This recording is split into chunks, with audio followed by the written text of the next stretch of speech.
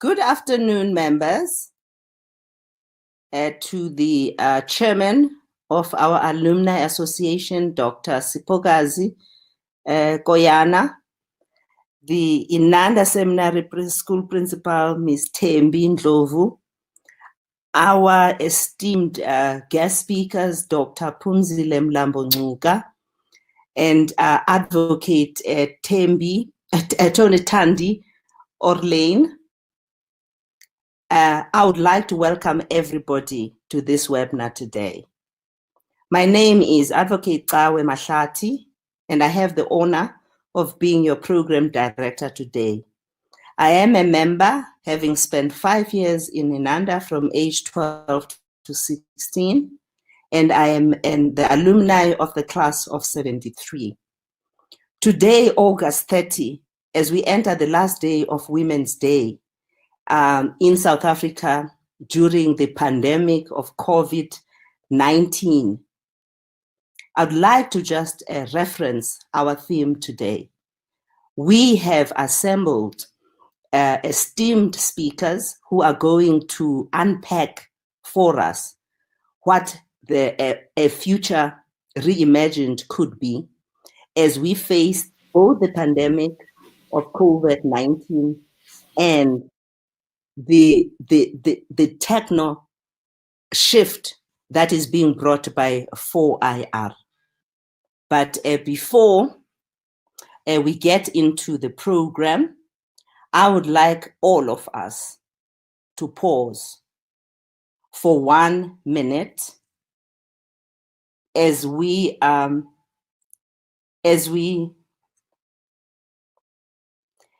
give a moment of silence to those that have succumbed to COVID-19.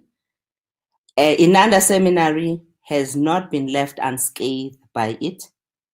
We have the departed from the Alumni Association, namely Queen Noloyiso Sandile, ne Princess Nomusa Zulu. We have Dr. Thabisile Luthuli. We also have a member of staff, namely Mrs. Naidu, our English teacher at the school, together with 13,000 fellow South Africans who have succumbed to COVID-19. As we think about those women, we also need to give this moment of silence and dedicate it to the women who during this pandemic have been killed by men in the context of gender-based violence. And what is so sad is that this gender-based violence and the killing that has gone on has happened during the month of to honor the women. So we will wait then for a minute so that we can give this honor in silence.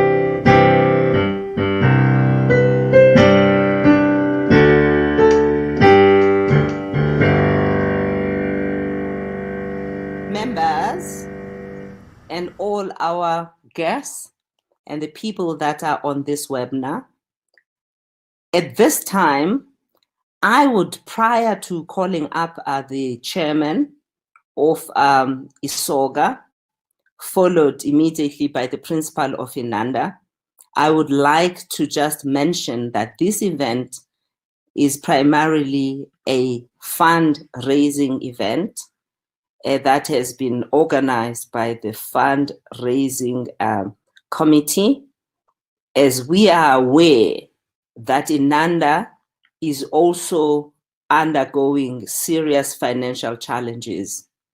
The COVID pandemic has also left us not unscathed.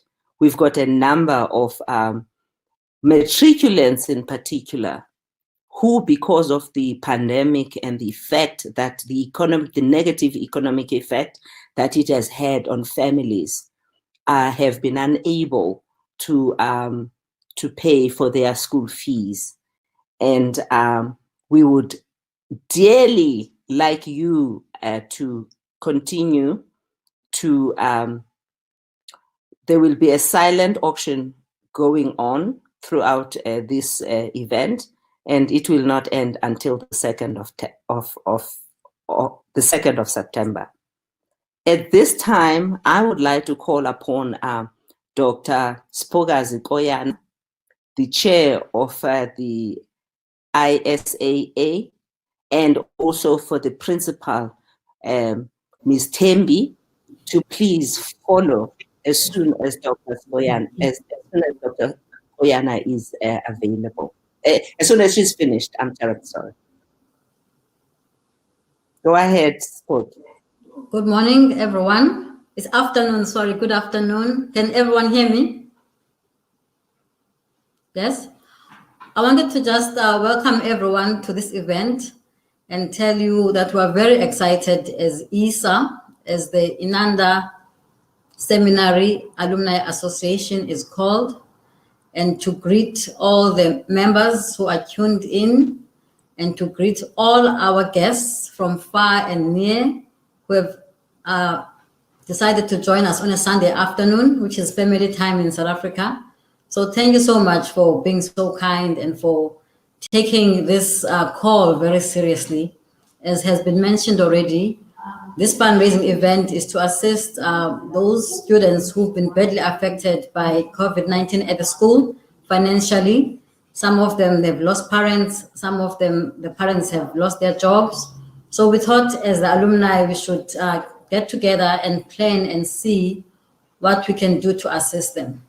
So thank you to everyone who's joining us who did not necessarily go to Inanda, but feel strongly that it's important to help educate Black girls.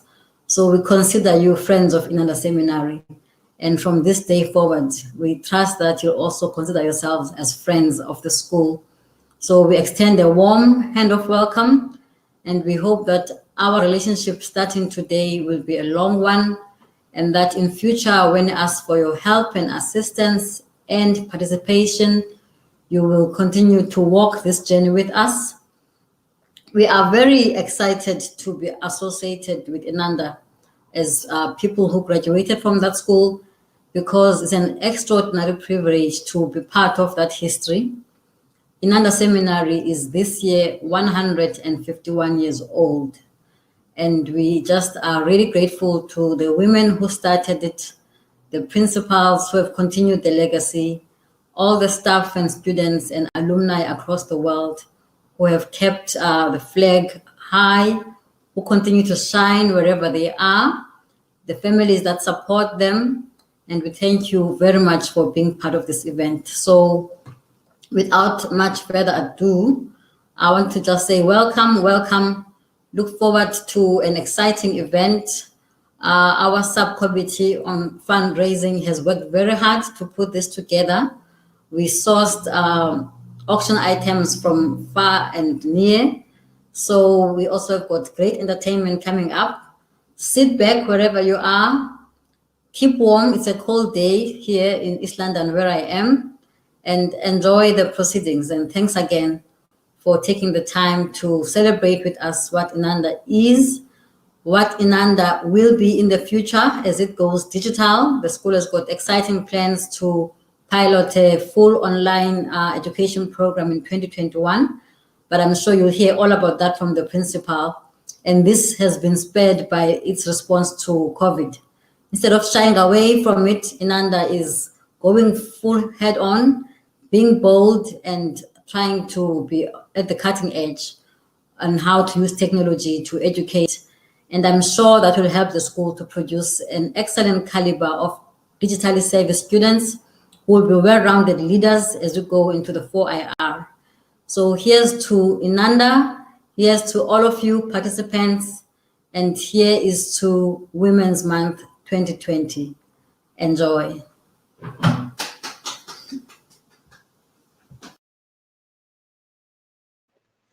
Ms. Thandi, you are now welcome onto the stage.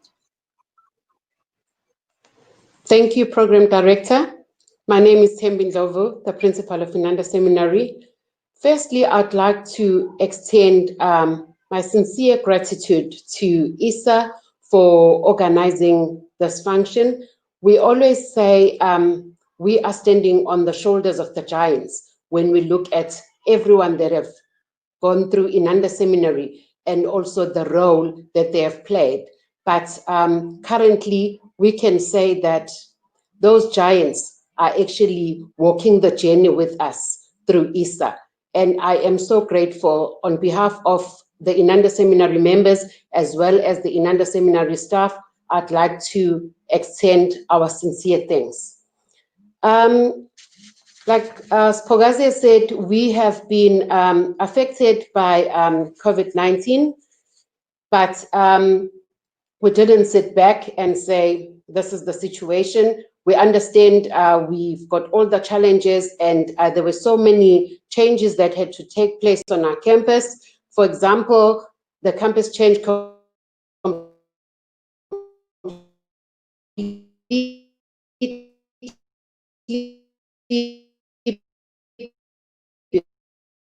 because we had to make sure that we are reopen and function as a school in different areas of the campus, and social distancing markers in different areas, so that members will constantly be reminded of the new normal. Although it was a challenge, but having these markers all over the campus was also a way of helping. And even in our hostels, because our members were used to be in large groups, but we had to actually make sure that we changed that. And as a result of that, the chapel and the chapel hall had to be converted into dormitory for the grade 8s and the grade 9s. And the girls are actually enjoying being in that space, and they affectionately call it Jesus Dome. When we reopened, we had to make sure that we are ready and we are able to follow the protocols and procedures. So training had to take place, and we had to actually look at the standard operating procedure for all our staff as well as our members. We had to platoon our meals in the dining hall because we couldn't have all students in the dining hall, so different grades had to be in the dining hall at a certain time. And because of that, our ground staff and property staff had to do a lot of work in terms of making sure that they are spraying and sanitizing before each and every group comes in. And also the screening that had to take place in the dining hall. And our main thing that made us also realize that there is a lot that we still need to do, because during lockdown, we had to go online. And when we went online during lockdown, it was a very quick initiative, and we were not properly prepared. But nevertheless, we had to do online professional development for teachers so that we make sure that we bring them up to speed. So as much as COVID-19 affected us, but as a school, we also looked for opportunities. And that is why we are going to be launching our pilot online school, because we've realized that as a school, we've never been following others, but we also want to be leading the pack. So as a result, we will be launching our pilot online school. Currently, we are doing it, and we are only doing it with those students that have chronic illnesses who cannot be with us on campus. And how we have managed COVID, it has been a major challenge, especially when we first reported our first cases, because our students were anxious, and out of fear, parents decided to take most of their students. We lost about 100 students who had to actually go home because parents were actually trying to protect them. But that did not stop us as a school to carry on functioning. We continued with lessons up until such a time where parents were also realizing that the school has got all what it takes to ensure that the students are safe. And then gradually the members were able to come back. And there was a lot that needed to be done during that time, even though the teachers were actually in fear because we were not sure in terms of our financial status as well. But the teachers had to persevere and put their anxiety away and ensure that they are helping the students to catch up for the time that they have lost. So the situation has been very calm at our school, regardless of all the challenges that we have encountered. And with the financial implication, I'd like to thank Judy in her absence, as well as Simone, because they played a major role in trying to ensure that all staff members are getting their salaries. They had to, Simone especially, had to apply for a UIF which took a long time, but eventually it came and it was able to help. And I must say that even though we've got quite a number of students back, but they are back because they will only have to pay 30% of what they were owing. So which means they are back, but their school fees are not up to date. And I'm so grateful to report that at this stage, we are a virus-free environment, and we have shifted from the crisis mode. We have realized that COVID-19 is going to be with us for quite some time, and we cannot sit back and wait for things to happen. We have to actually take the initiative of making sure that as a school we thrive, because we look at everyone that has gone through Inanda, and also we want to maintain the same high standard that Inanda Seminary has. So that is why we are working very hard despite all the challenges that we have, and also the support that ISAA and the board members are giving us is actually enabling us to carry on and persevere regardless of what challenges we are encountering. Thank you very much. I hope this is going to yield good results for Inanda Seminary as well as its members. Thank you. Thank you so much, Ms. Thembi Ndlovu. I had the singular and with others honor of listening to your presentation in the last, in our last at-home meeting, and we as the alumni are absolutely grateful that you accepted the position to lead Inanda Seminary. Without much further ado now, I would like to introduce Dr. Phumzile Mlambo-Ngcuka, an alumni of our the university that we both attended, the National University of Lesotho. She is going to be sharing with us or discussing a topic that is really topical. It is called How COVID-19 4IR Life Scenarios Might Look Like Going Forward, and particularly the impact thereof on women in Africa in particular. Dr. Phumzile Mlambo-Ngcuka, as you all know, is the United Nations Under-Secretary General and Executive Director of UN Women. Now in her second term, which ends at 2021. She was first sworn into office on 19th August 2013. She began her career as a leader in South Africa, as an activist in the struggle against apartheid. She was part of the women's movement that organized the women's rights, ensuring that we were enshrined in the new constitution of a free South Africa. She became a member of parliament and deputy minister in the Mandela government. Later, she was appointed Minister of Minerals and Energy and piloted and fought against blood diamonds. Thereafter, she was elevated to become the deputy president of the country. And within that particular capacity, she worked to fight against HIV and AIDS. She was coordinating efforts between the private sector, civil society, and government to tackle poverty and education issues. As the head of the UN entity dedicated to gender equality and empowerment of women, she is a global advocate and influencer. In 2018 and 2019, she was honored and she was named as one of the most influential persons in gender policies around the world. She is a member of the G7 Gender Advisory Council. Under her leadership, the groundbreaking high-level panel on women's economic empowerment was convened by the UN Secretary General in 2014, and it highlighted key issues for concerted action, including the overrepresentation of women in the informal sector, unpaid care, and harmful gender norms, and the stereotypes that constrain progress. She has led the organization's innovative work on disruption of society's norms.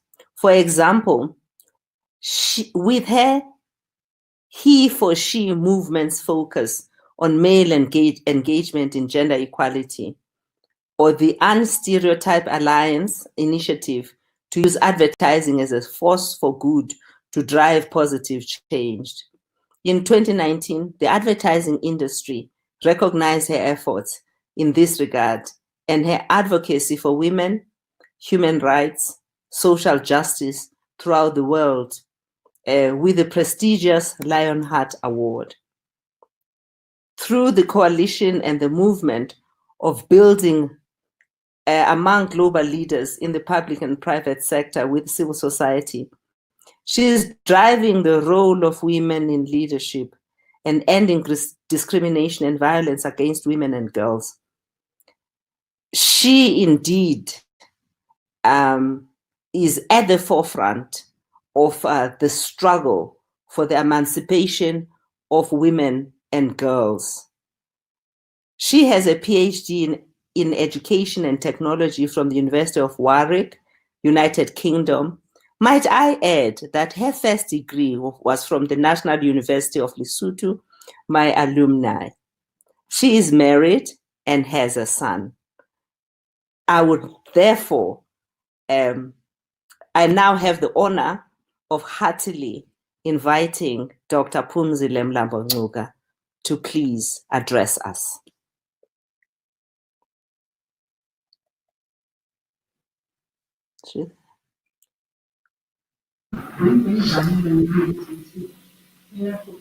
Dr. Phumzile, if you can hear us, you can just switch on your camera and your microphone.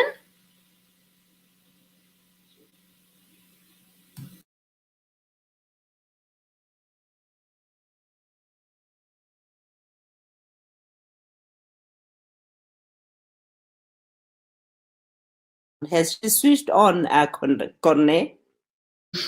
It doesn't seem like it. So we had her on just before we started and everything worked well. So it seems like she's trying to just connect. Can you just switch on your microphone at least, Doctor?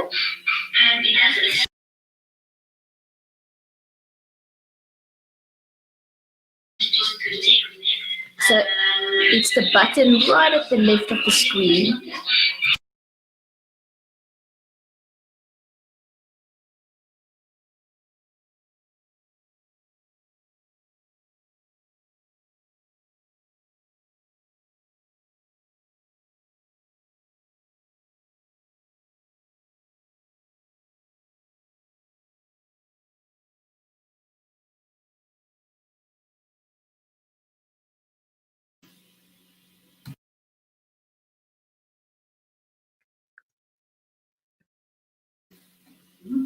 Sorry, everybody, we're just trying to sort out this technical issue. Dr. Phumzile, can you just, at the top of your screen, right to the left, there's a little turn the video on. You can just click on that, and then you can click on the microphone right next to it. Corne.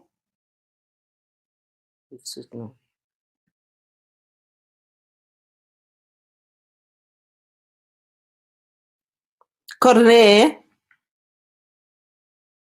Hello. Nobody can hear me. Switch my off.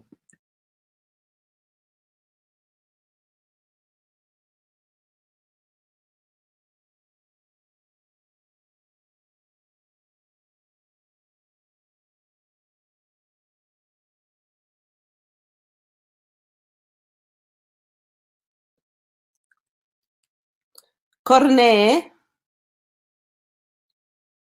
Nobody can hear me.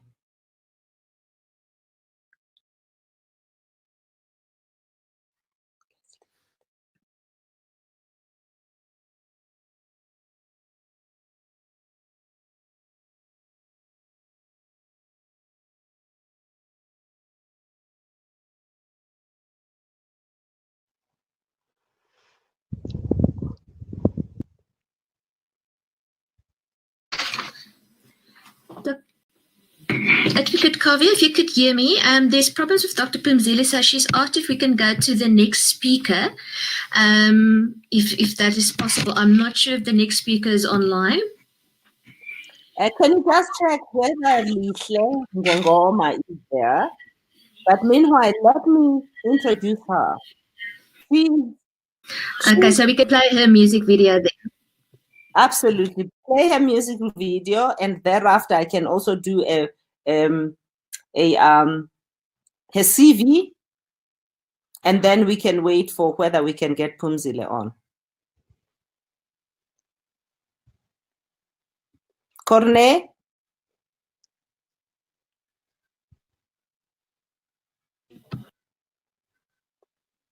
Corne?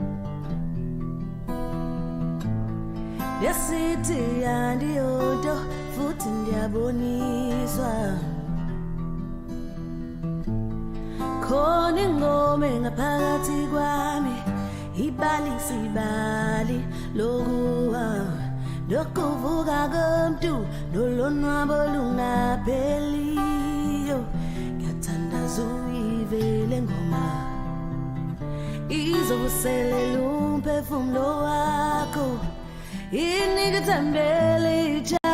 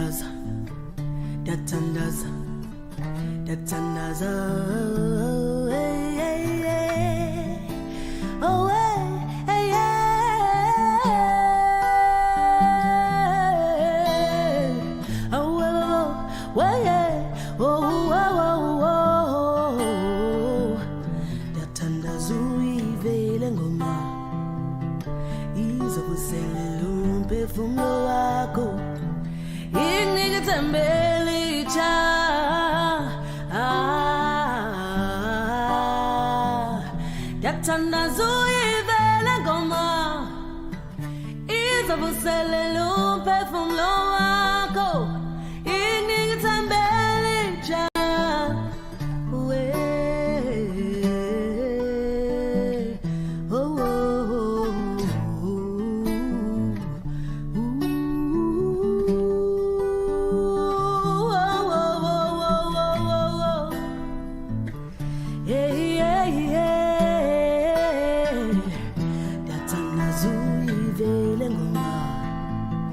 izovuselela umphefumulo wakho inika ithembele intsha.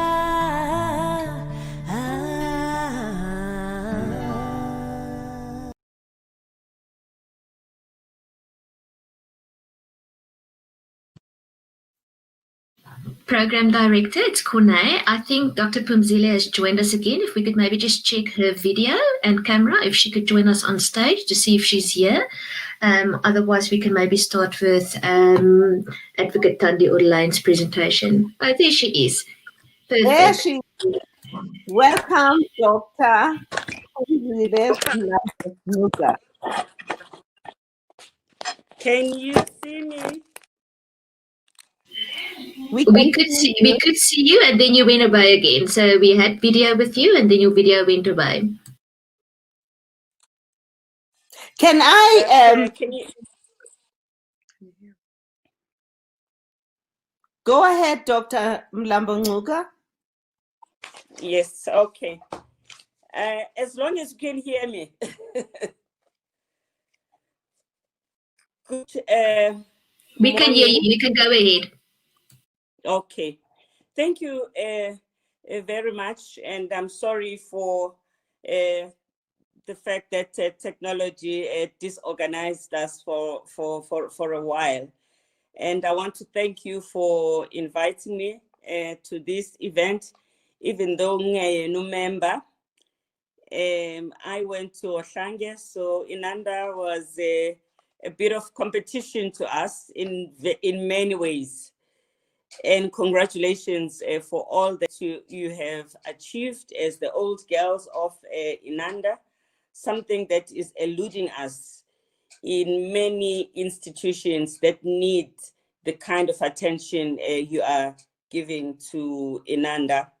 And I want to thank you, Principal, for all the good work you do.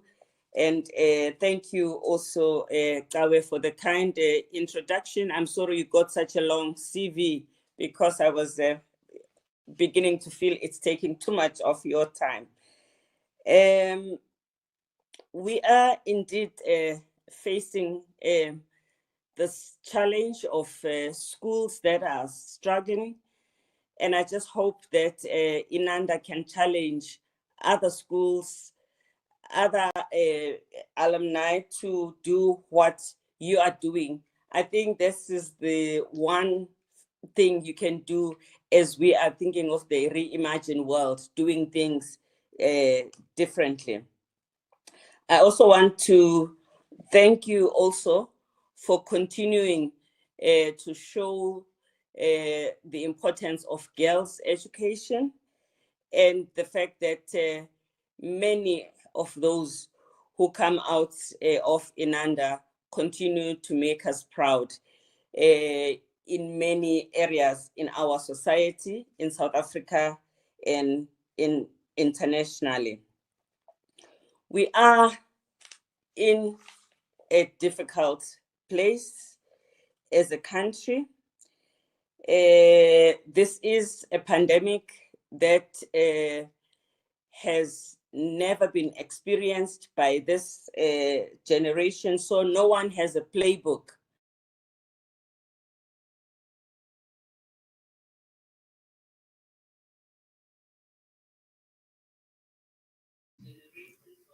Dr. Phumzile, if you're still there, we've lost sound with you.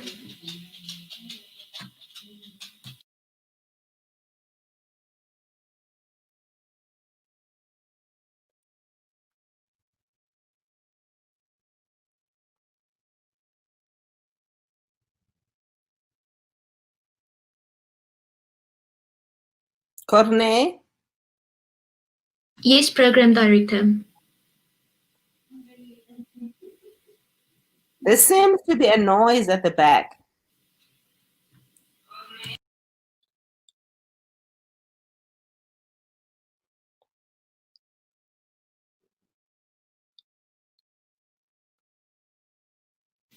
So it should be better now, but I think we've lost connection with Dr. Phumzile.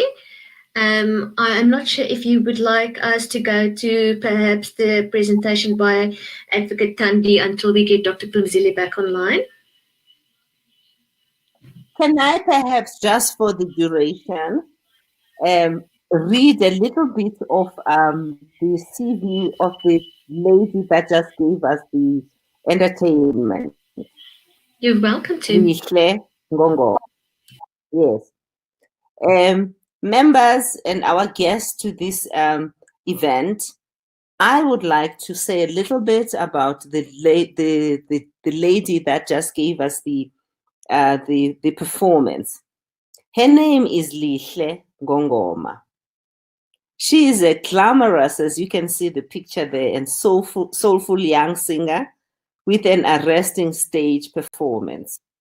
She won the ETV Pop Stars in 2019. Did I mention that she's an old Inanda girl? So she's a member.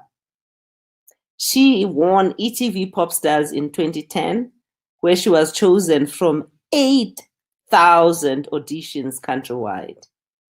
Although she won a pop competition, she sings in a variety of styles, including show tunes, jazz standards, funk, African tradition, Afro-pop, Afro-jazz, soul, R&B, and Latin.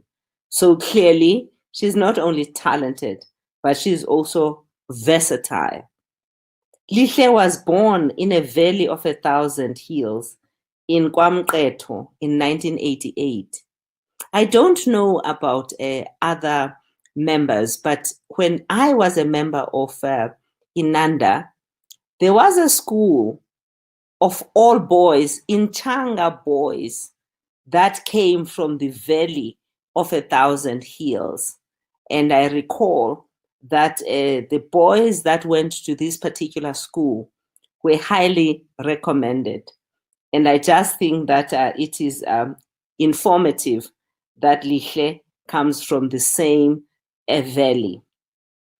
So this valley also is famous for a number of unique qualities, in the sense that there is an awful lot of traditional music and dance that the people that come from a valley of 1,000 hills experience. And Lihle was no exception.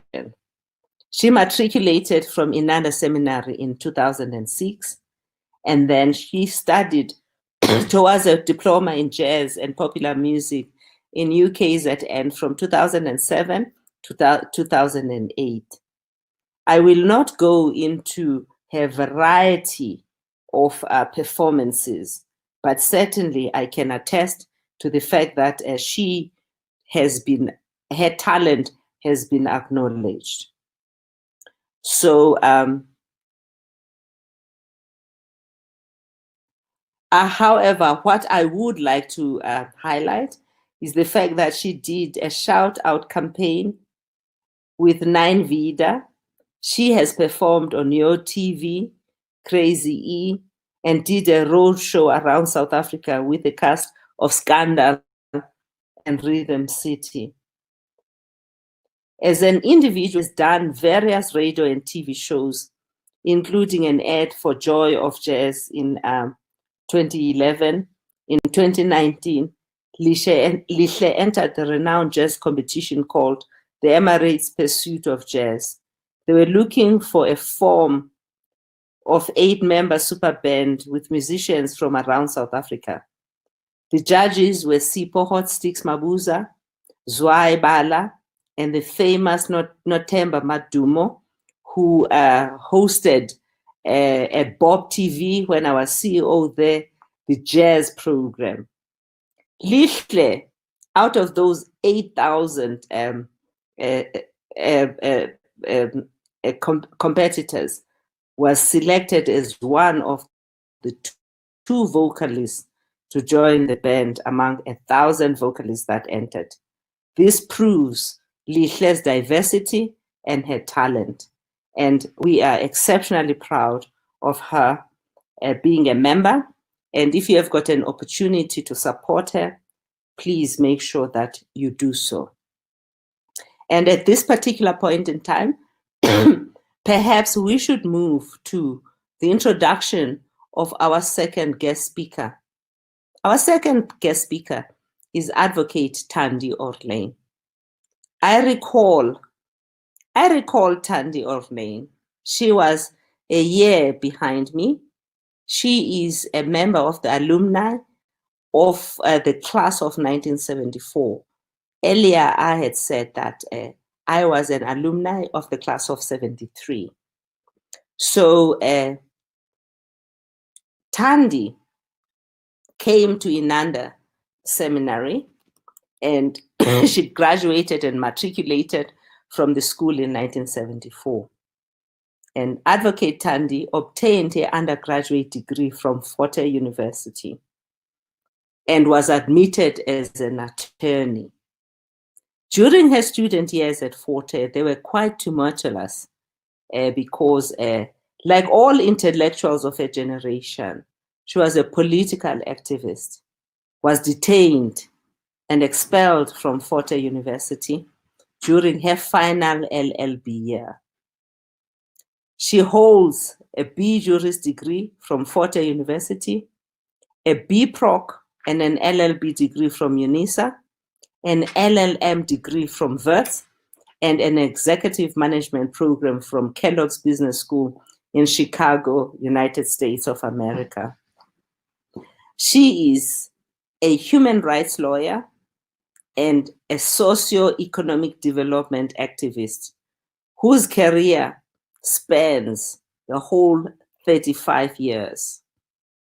The roles that she's played within this 35-year history is that of an attorney, a mediator, an arbitrator, a facilitator, a dispute resolution practitioner, a public speaker, an executive management, and a director of fairly famous companies, which I will mention towards the end.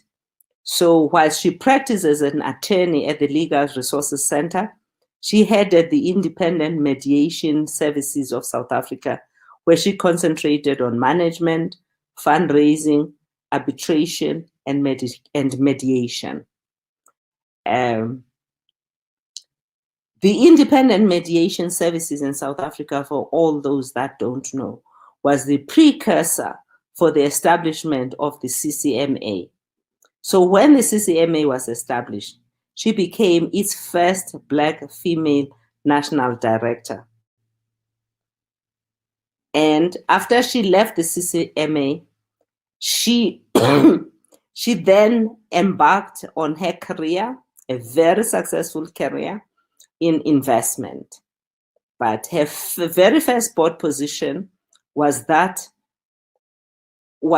at the South African Reserve Bank as an independent non-executive director. Now, members, let me tell you, to be appointed as a non-executive director at the South African Reserve Bank is a huge accolade to both your recognition and also your skill.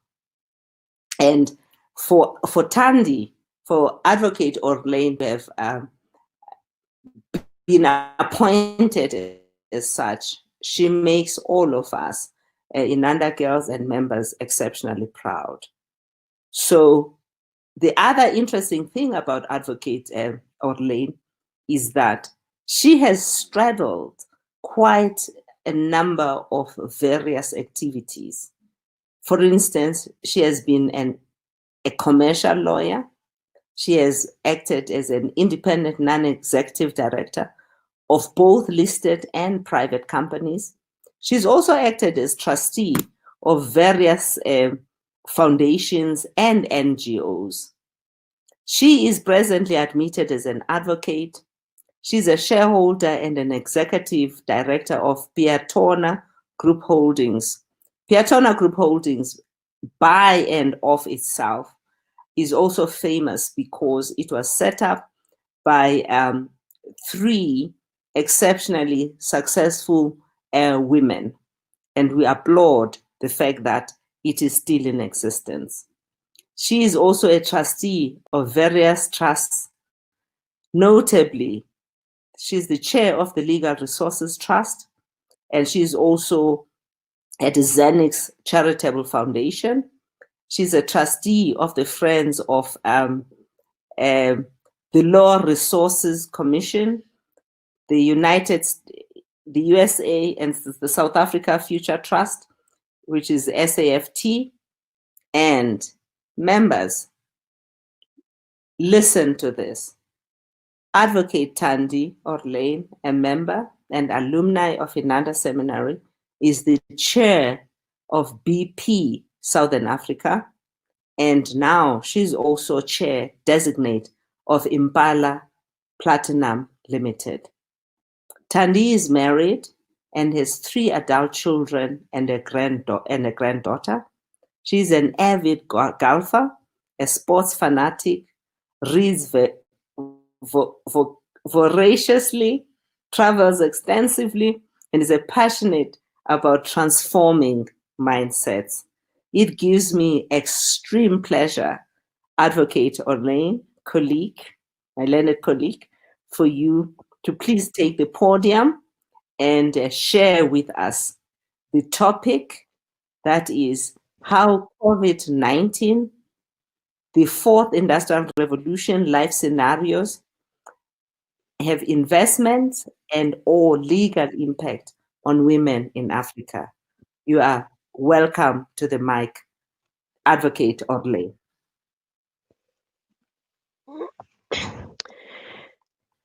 Thank you, Kawe.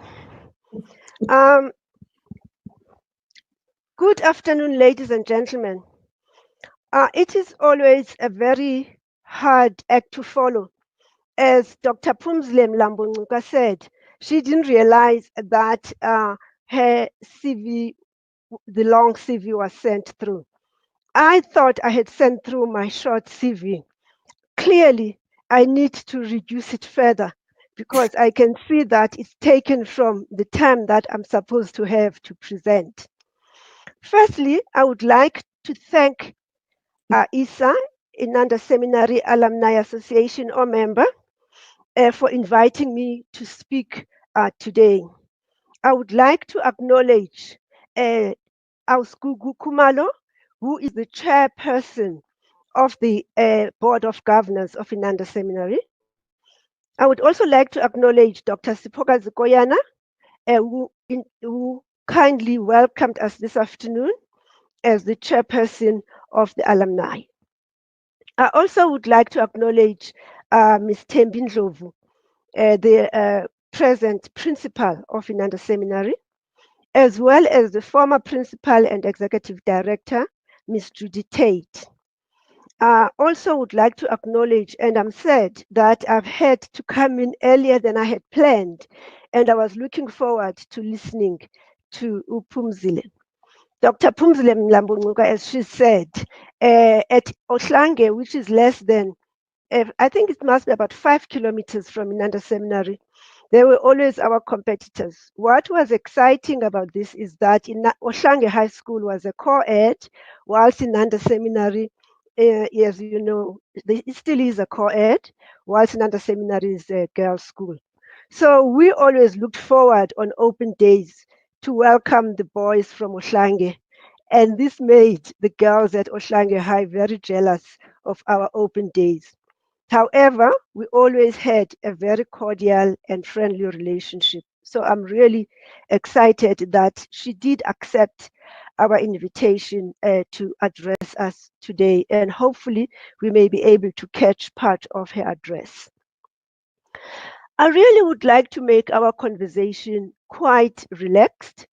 I would like to share some of my experiences, but I would like to share them in the context of what we would like to imagine. The context of imagining has got to be taken from the past. And if you realize what the people at the time would have imagined and what ultimately became history for us. Taking it in 1869, when Inanda Seminary was established, with Ma Edwards having traveled all the way from the US to start this girls' school and starting it with 19 girls. Imagine what the reason was. And this is a known fact from amongst our members, that we were set up as a school to provide good wives for the men or the young men who were studying at Adams College in Amanzimtoti. However, I don't believe that Reverend Daniel and Lucy Lindley imagined how independent the girls would turn out to be over the 151 years of its existence.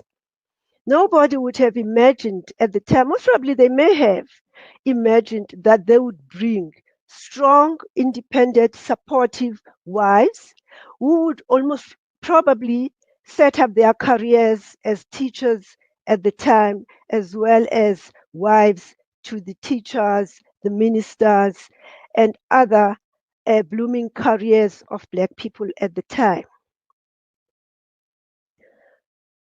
Think about and imagine what was happening in the country around this period. As we are aware, in KZN at the time, which was known as Natal, there were what were called then the Anglo-Zulu Wars.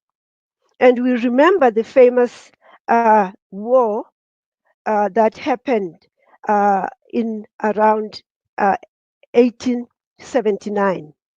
And also in the Eastern Cape, we remember what used to be called the Cape Frontier Wars that started in 1779 and ended around 1889.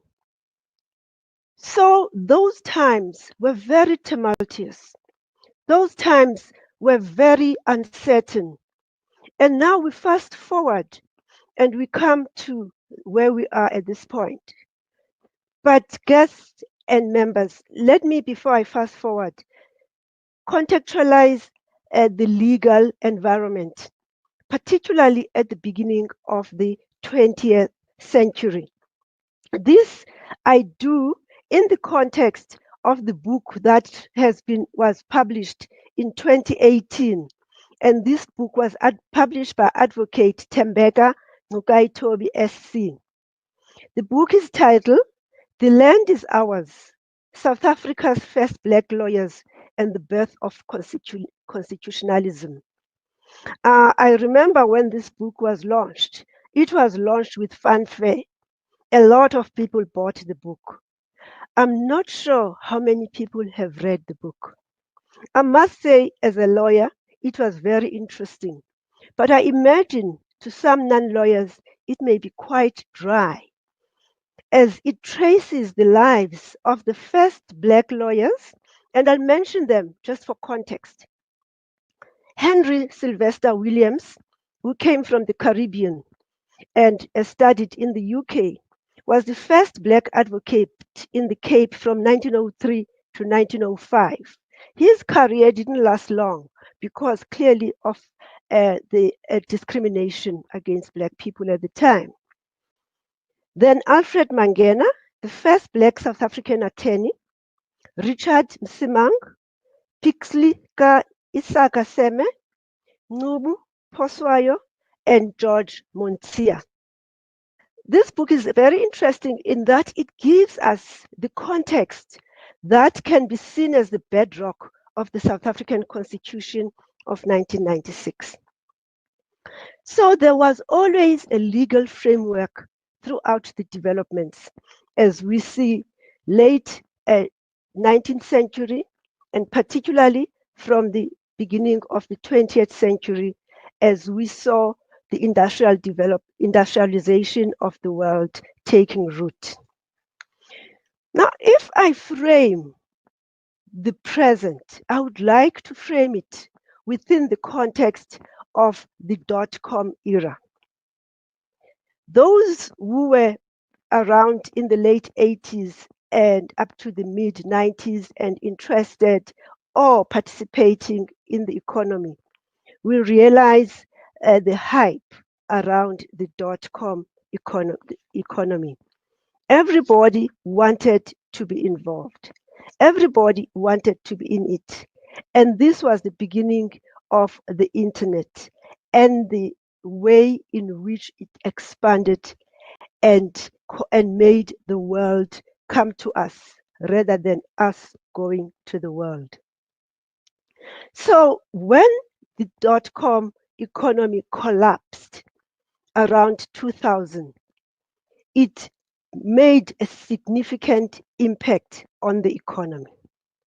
Such impact reverberated until 2015, when most of the stocks of companies that were more settled started to pick up and be seen to really be resilient. I'm thinking about companies like Intel, Cisco, and Amazon. As we know, Amazon has been reimagined so many times that it's one of the biggest companies through COVID-19. It is therefore important for us as we now reimagine the future within COVID-19. I cannot say post-COVID-19 because I believe COVID-19 is going to be a virus that is going to stay with us for quite some time. Its effects are also going to reverberate for quite some time. So it's important for us that we look at it and say, how can we be resilient through this? If we look at the present economic reality, on the 24th of June 2020, Minister of Finance Tito Mboweni delivered his supplementary budget speech. I would just like to quote two paragraphs in his speech that you can either believe or you can agree with. But it is important to analyze that in the context of our economic and investment environment. He said, I quote, "We have many strengths. These include our young and ambitious people, our institution, a robust and vibrant democracy, independent judiciary, and our commitment to social justice progress. And our economic strengths, a diverse industrial base, a flexible exchange rate, stable inflation, and deep domestic capital markets that allow us to borrow mainly in rand." But he also goes further to say, but debt is our weakness. We have accumulated far too much debt. This downturn will add more. This year, out of every rand we pay in tax, 21 cents goes to paying the interest on our bad debts. Members and ladies and gentlemen, that is very scary.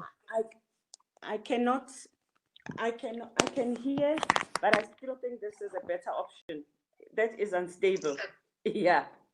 Okay. So can we still do it? I think so. Let's just see where they are now. So let me just check back on the webinar quickly, okay?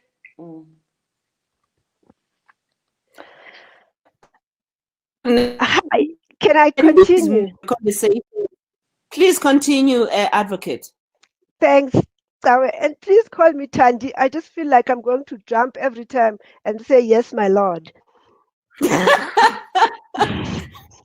Please do. He went on to deal with the global economy focus and stated that the global economic contraction of 5.2% in 2020 will bring about the broadest collapse in per capita income since 1870. I close quotes. But just note that this was 1 year after Inanda Seminary opened its doors. So it's like we are revisiting the past whilst we have to reimagine the future. I had prepared statistics from the World Bank as well as the African Development Bank. But due to time, I'm not going to go through these and rather talk about how these impact on Africa and particularly South Africa. And as we have noted, and I'm sure everybody can feel the contraction of the economy. About 640 million people live without electricity in Africa. And this is almost half, if not just more than half, of the total estimated population of about 1.2 billion people. So that is a lot that we are talking about of people who can hardly access the platforms that we are accessing today. And how can they participate in the fourth industrial revolution? And how can they participate in making sure that they can reimagine the future? Those COVID-19 effects will include, as the AFDB has indicated, about between 173.1 billion and 236.7 billion losses between 2020 and 2021 financial years. It will include an uptick in inflation, except in economies like South Africa, as we have seen a reduction in inflation, where we have been able to counter the effects of COVID-19. It will, we will see an expansion of fiscal spending, which could double the already existing spending that we have seen. And this will lead to high fiscal deficits. As we have seen, it will increase sovereign debt, and particularly in Africa, plunging remittances and foreign direct investments, which a lot of Africans rely on for their GDP. In some countries, it even translates to about 10% of GDP. What are the social economic impacts, briefly? We can see inadequately prepared countries in containing spread of the coronavirus. Between 28.2 to 49.2 million Africans could be pushed into extreme poverty. This is over and above those who are already in extreme poverty. And we are already experiencing and will continue to experience job losses estimated between 25 to 30 million people. What opportunities are there in this very dim, very dark future that we are presenting here? There are opportunities like there were opportunities in 1869. These can be seen in public health responses that we have seen in South Africa in terms of testing, in terms of preparing hospitals and preparing people to make sure that they can avoid being infected. These are not perfect. This will not stop the coronavirus because it doesn't listen to what people say. The fiscal policy responses we have seen with the South African 500 billion rand stimulus package. The monetary policy responses, we have seen it in the South African Reserve Bank. Only during this period, the repo rate has reduced by 300 basis points. The labor market responses, there have been some which have been very dismal relating to the unemployment insurance fund. But we can also look at issues like flexible working solutions. Lastly, we have to look at structural policies. Those that would improve the productive base, hopefully increase productivity and look at reskilling to ensure that we can concentrate on manufacturing and construction, engineering, agro-processing, digital technologies, ICT-based services, and trade logistics. Now I ask you, how do you fit into this imagined future? How can you make sure that you are ready to navigate this reimagined future, both in terms of your own economic environment and your own investment opportunities? As we know, you can either be sitting here as a professional in your career, either in government, a not-for-profit environment, or in the corporate sector. In all these three areas I have mentioned, you have a job to protect. If you lose this job, what are your opportunities? How do you secure the job or be able to be ready for alternative jobs? You have to manage your personal expenses in a situation where the rent is diminishing. You have to create wealth and plan for your legacy. It is therefore important to look at the legal framework, which in the South African context is very strong. However, it is not a panacea for all the challenges that have been brought about by COVID-19. We have to be nimble, we have to be flexible, and we have to be able to flow and move with and take the punches as we go along. Ladies and gentlemen, it's easier said than done.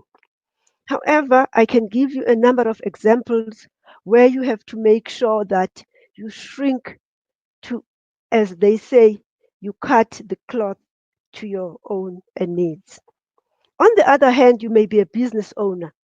You are asking yourself, I'm in the informal sector, I'm in the SMME, or I'm in the what is called the sector that is not even counted. We have seen in South Africa how the informal sector was battered because the regulations that were set up were meant mainly for the formal sector. It is therefore important that we reach out to each other. It is important that you don't sit at home and not think that there are people out there. For instance, I'll give you one of the trusts that I'm involved in, the South African Futures Trust. Some of you will wonder, this trust, where does it come from? How does this link up? And I would invite you to go to saft.org, the site that we have set up, where we used the funds that were donated by the Oppenheimer family, R1 billion, to support small businesses. This we linked up with all the major banks in the country. I think the challenge a lot of people face is the lack of access. And that is why I'm calling on people to make sure that they can try and reach out and find out how they can access these funds. I also talk about the trust that I chair, the Legal Resources Trust, where we have continued in these difficult times to use the law to defend the people that are the most vulnerable. Last week, we won the case in the Western Cape High Court, where, as you may have seen in the news or in the media platforms, how the people of the Western Cape homes were demolished. And the argument that the Legal Resources Center put in place was that the government is not being stopped from demolishing, but it must use the framework of the law to do that. And we argued that the Western Cape government had not used the framework of the law to do that. And that is how the case of those shack dwellers was won. So it is important, and at this point in time, there will be discussions with the government, there will be negotiations, there will be ways in which we try to resolve these issues. Lastly, I would like to talk about the companies that we are involved in. Again, you will see in the news, if I take, for instance, the issue of BP Group, where we have committed to being a zero emission company by 2050, that does mean loss of jobs. But what we're putting in the package is to reskill people, to hopefully make sure that they can have alternative ways to coexist and to develop in their own rights.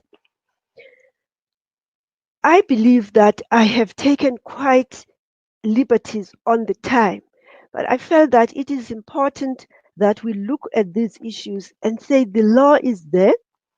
There is no way that we can survive. As it was said, is it health or is it the economy? And I say it's neither or, it is both. And in both instances, we have to use the law to make sure that the rights of the people are protected. We have to use the law to make sure that the economic base of the people is not further eroded. That is why the Minister of Finance, when he stood before Parliament on the 24th of June to present the bills that would support the stimulus, whether that is going to succeed, it is up to all of us to make sure that the sacrifices that are being made now to secure the future of our children will encompass the health of our people as well as their economic rights as our people. So at this point, I'm going to pause to enable us to engage. As I said, I would like to see this as having been a conversation that hopefully will help the participants to support us and to look at themselves and say how can they support to uplift this country as we navigate COVID-19. Thank you. Advocate Thandi Orleyn and Dr. Phumzile Mlambo-Ngcuka, I would like to admonish you that this humility that you seek to impose about shortening your CVs does a disservice to the broader, particularly the younger people that are coming up on the stream. Us honoring you and telling people of your achievements, I believe, by and of itself, gives impetus to people to give a baton to, so that what it is that they need to achieve in order to move forward. So please allow me, the program director today, to be able to be expansive. The achievements that you guys, the achievements that people, the achievements that women, the achievements that Black people, the achievements that we attain, we must celebrate. So often we think that people know what the achievements are, that we must be humble about our achievements. But my personal belief is that we do need to inform others about what it is that we have achieved, not because we want to glorify ourselves, not because we want to, but because we need to, in order to inspire the generation that comes after us. Without much further ado, I believe that Dr. Phumzile Mlambo-Ngcuka has now reconnected with us, and I would like to encourage everybody on this chat site to please post their questions, both to Advocate Orleyn and to Dr. Phumzile Ngcuka, because there's going to be a Q&A, a question and an answer session once Dr. Phumzile Mlambo-Ngcuka has completed her speech. Now I welcome you, Dr. Phumzile Mlambo-Ngcuka, back onto the mic. Thank you very much, Program Director, and I hear you. And let me just check again if you can hear me. Yes, we can. We can hear you. Go ahead. Okay. Well, thank you so much for the patience and for reconnecting again. I guess I disconnected after I had thanked you, Inanda Seminary, and the old girls for taking this opportunity to support your school. Something that you need to issue as a challenge to all other schools, all other old girls and boys to go back, because reimagining the future starts there. After COVID, we are calling this building back better. And this is one way of building back better, because historically, we have not been supporting our schools effectively. We are in 2020. We have a challenge of an invisible enemy with a high fatality rates in our society. We have immense grief in our society, and we are facing economic challenges. This is, you can say, was the situation in 1994 when we had to restart the country, the economy, and everything. But at the same time, it is quite different. Because in 1994, yes, we had to build schools, we had to electrify, we had to extend access to healthcare, we had to do public works to create jobs, we had to change laws, etc. But it was not something that was sudden. People were not dying the way they are. Our economy was in a difficult situation, but the world was welcoming of us. It was possible for us to get help, and we had fiscal discipline also at that time. We also had political credibility that is much better than what we have now. We had a highly motivated public service and idealistic. And I think right now we are in a truly difficult space. And I think Thandi has highlighted some of the challenges. And in order for us to make headway, it is therefore very important to do everything to enable new entrants into the economy and to help those who were already participating in the economy to make a re-entry. We have squandered some of our economic opportunities as a country through, for instance, through the anti-competitive effect of state-owned enterprises that were run inefficiently, corrupt, and have eliminated the possibility for competition that would help us to move further. We also have been not as focused on addressing this fourth industrial revolution we are talking about today. We have an anti-competitive environment in mobile broadband market, combined with lack of suitable spectrum for mobile broadband networks, and this has resulted in high data prices and poor quality broadband. Most countries that has an enabling environment for the technology sector have seen people standing on their own, creating their own job. So for us, this is something that we still have to do. Only 56% of South Africans had internet access in 2017. And this was basically due in the main because of the cost of data. So as we have been looking at the impact of this crisis holistically, we also had to reckon with the fact that no pandemic is gender neutral. And this one has not been different. It has hit women in a different way and much harder.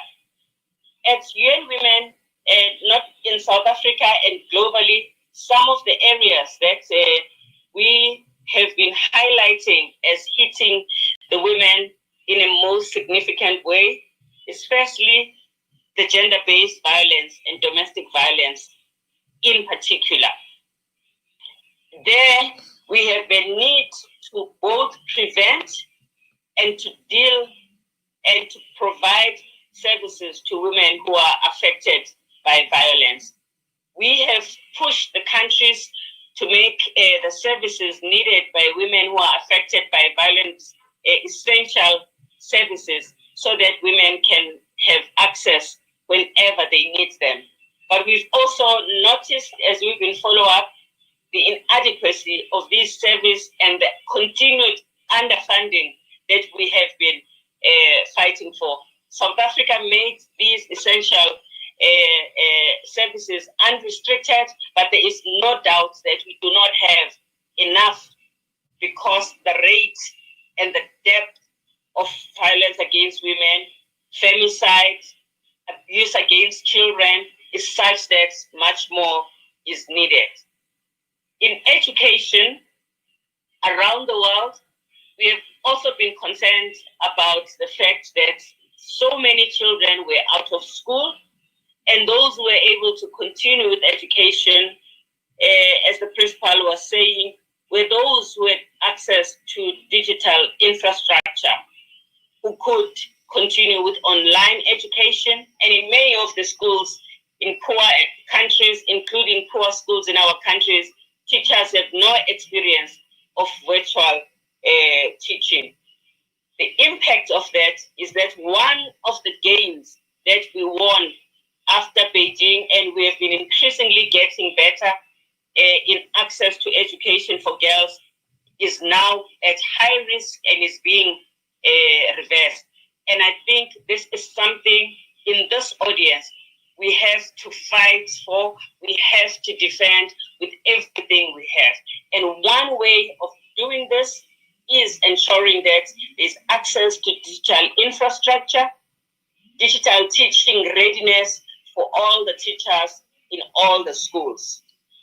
Also, in many countries, as a result of the disturbances in the school, we have seen a much larger number of girls becoming pregnant because they have been at home, in some cases with no caregivers. We've also seen the rate of trafficking of girls increase, and we've also seen child marriage increase.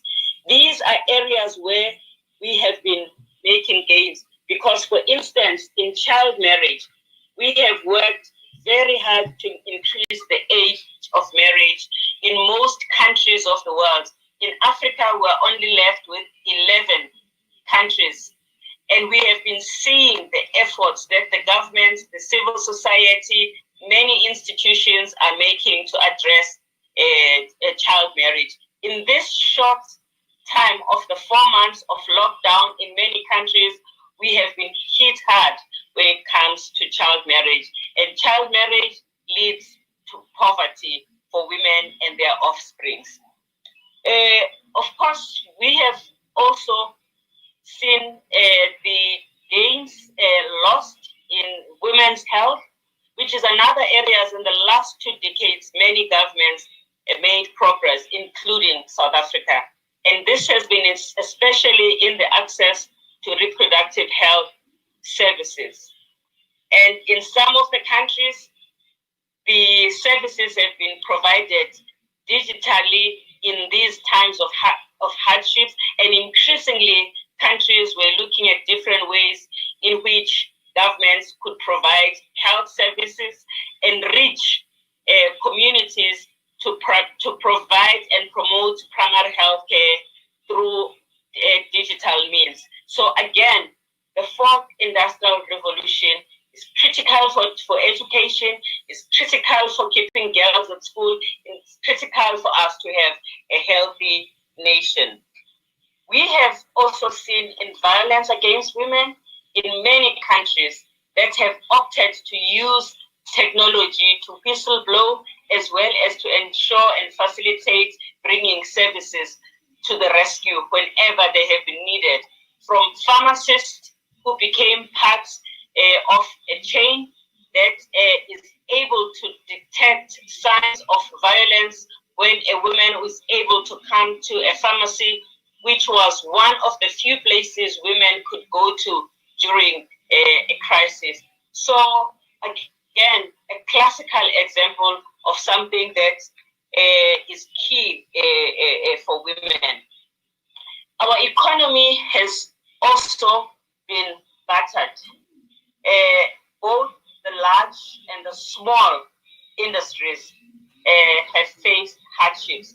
But I think we are facing a particular challenge for small business, which again have been addressed, so I won't go back there.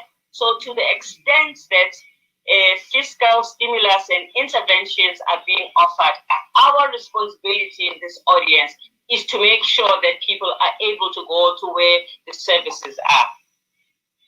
UN Women, with many other organizations, have seen how much some of the services are not reaching the targeted persons, certainly women in the informal sector. Again, this is not what we see as UN Women in South Africa. We've seen it in different parts of the country. It takes us using our collective organization, our influence, our understanding of the policy environment to facilitate access in order to make sure that women have got indeed access to these services. Because, again, as Thandi said, the fiscal space for the country is going to close. There just won't be enough money for many things. Certainly women will be hard hit.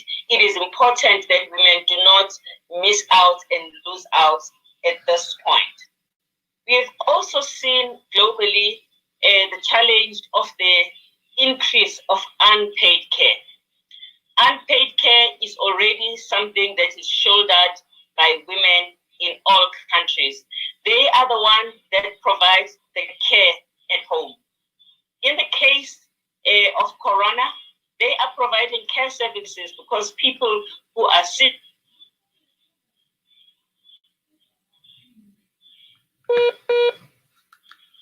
are at home and they depend on women. They depend on girl children. We have also seen in many countries that the unpaid care has increased on women because homeschooling in many families has fallen on women. But again, to those of us who are working for the formal sector, who are in decision making, who can influence HR, it is important for us to fight for policies that close this gap. Parental leave that is mandatory for both men and women is critical. Building infrastructure for early childhood that is accessible and affordable, which also creates jobs, is critical for reducing unpaid care for women, and that too enable women to enter the economy. So I just want to, so that we can have time to converse, summarize my key message. Digital infrastructure, the fourth industrial revolution, is needed. It is going to be the dividing factor. Those who have it will be able to move forward with their lives.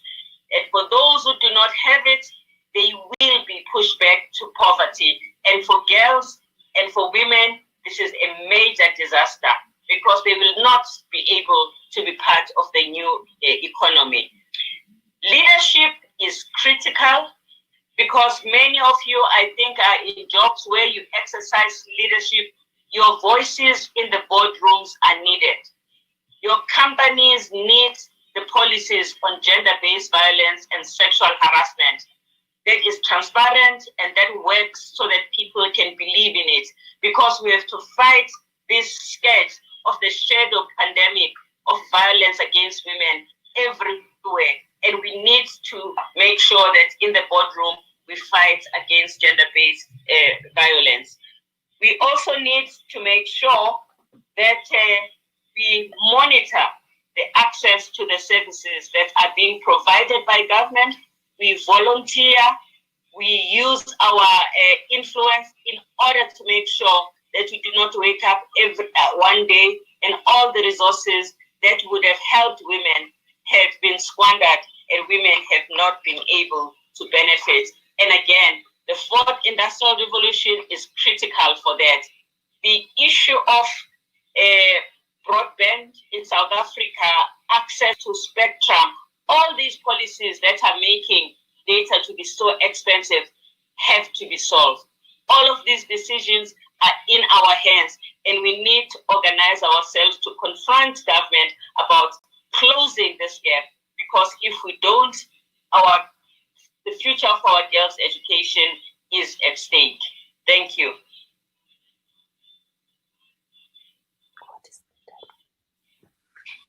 Over. Thank you. Thank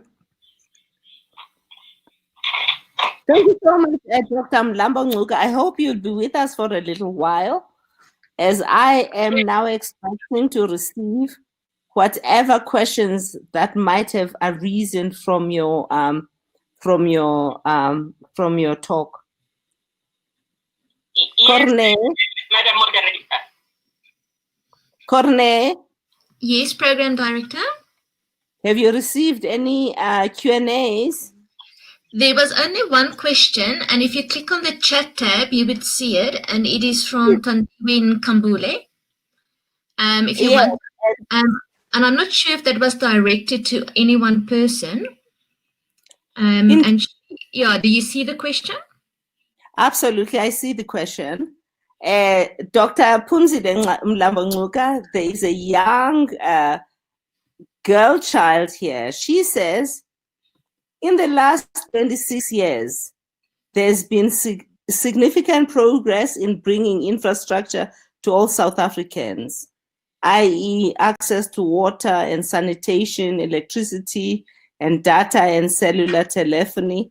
However, the thing that I think is holding us back, having our country's progress at an even faster pace, is corruption. How can we minimize corruption?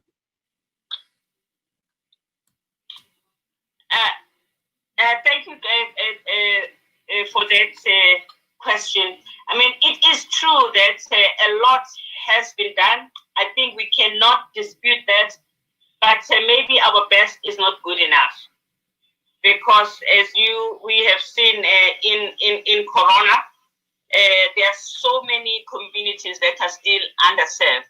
I think the good thing about Corona, because we cannot waste a good crisis, we have to seize the opportunity, because now Corona has shown us where the deficiencies are, and that is an opportunity for us to go directly to the problem and fix these problems where we still have the shortage of water, where we still don't have infrastructure, and deal with it.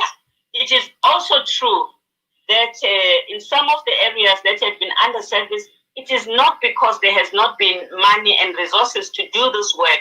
The money has not been used properly because of corruption.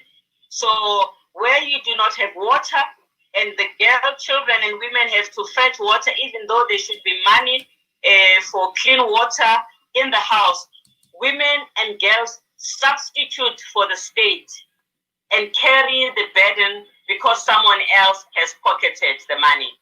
We have to speak loud and engage in these things. We have a unique moment in South Africa today where right now, where people are so outraged by corruption. We have been waiting for so long for this to happen. So this is the time to call corruption by its name and never to stop until we have fixed it, and to demand action where the perpetrators of corruption have been identified. It should not be that we have so much corruption and we cannot find the perpetrators and the culprits, and we cannot see the wheels of justice turning. So we are citizens, and I like that young people are so strong on these issues. Let us direct our anger to the right places, demand action, and assist also to find corrective measures so that we are not just critics, we are also assisting. Thank you. Absolutely. Can I now use the discretion that is normally given a director of programs to read some of the comments that have come up? Because I believe that you deserve to hear them. Dr. Phumzile Mlambo-Ngcuka. Unonhle Chiki says, thank you, Dr. Phumzile. In your hands, the fight for the girl child, the girl child's rights is safe. Soldier on. We will also do our best to assist. And then Ms. Gugu Kumalo says, thank you, Dr. Phumzile, for the inspiring presentation.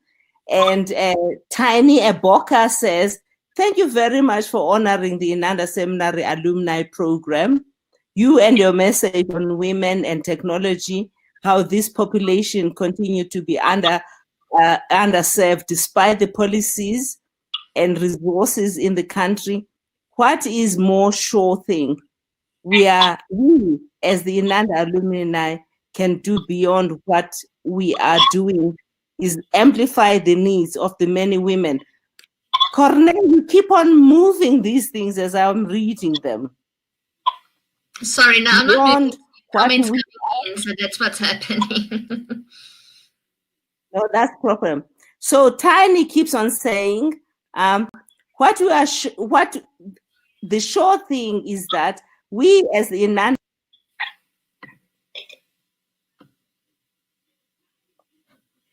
we are going to amplify the needs of the many women without the platforms that we have.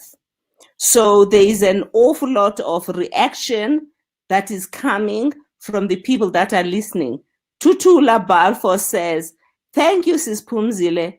You are so right in assessing, in your assessment of what is important.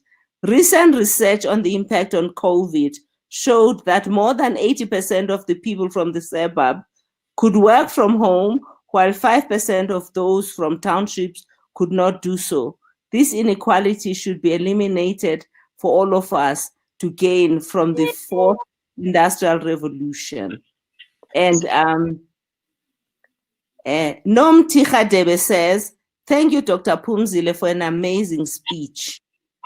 And Thandi Orleyn says, thank you, Dr. Phumzile Lambo, an inspiring speech. And Sibyl Sioka says, Gender-Based Violence Command Center, GBV callers, can be located anywhere in the country using the GPRS.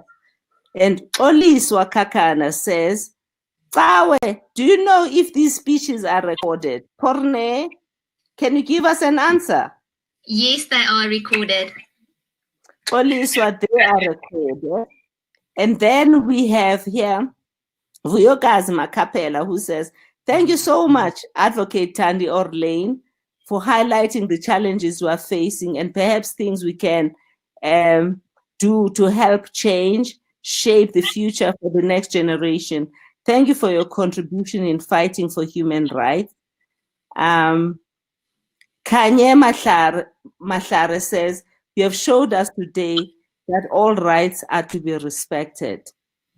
Caroline Matigizela joins me in congratulating Unosisa Mfanyela.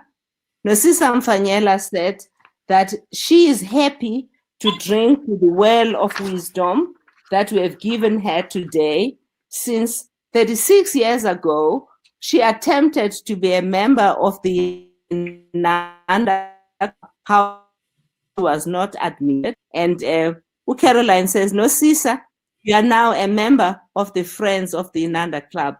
It will be formally launched in 2020. In the meantime, send us your details so that we can put you in. All I can then say, Dr. Phumzile Mlambo-Ngcuka, that you have indeed been an incredible inspiration to women in South Africa and abroad. First, by occupying the elevated position that you have at the United Nations. And even before you went to the United Nations, by the way, you were the deputy president here in the country. And therefore, the inspiration and why I admonished you and Thandi and Advocate Orleyn is that it is important for the generation that comes after you to know what steps you have taken in order to arrive at the position that you have. And so without much further ado, ladies and gentlemen, I'd like to say that today has been an inspirational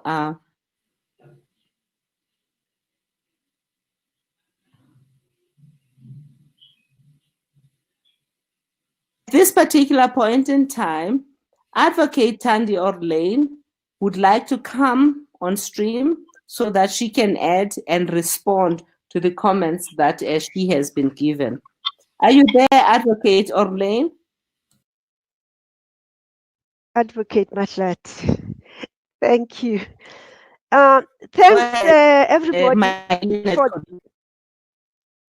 for the comments. And there's one particular question I would like to respond to. But before I do that, I also want to respond to the question around corruption.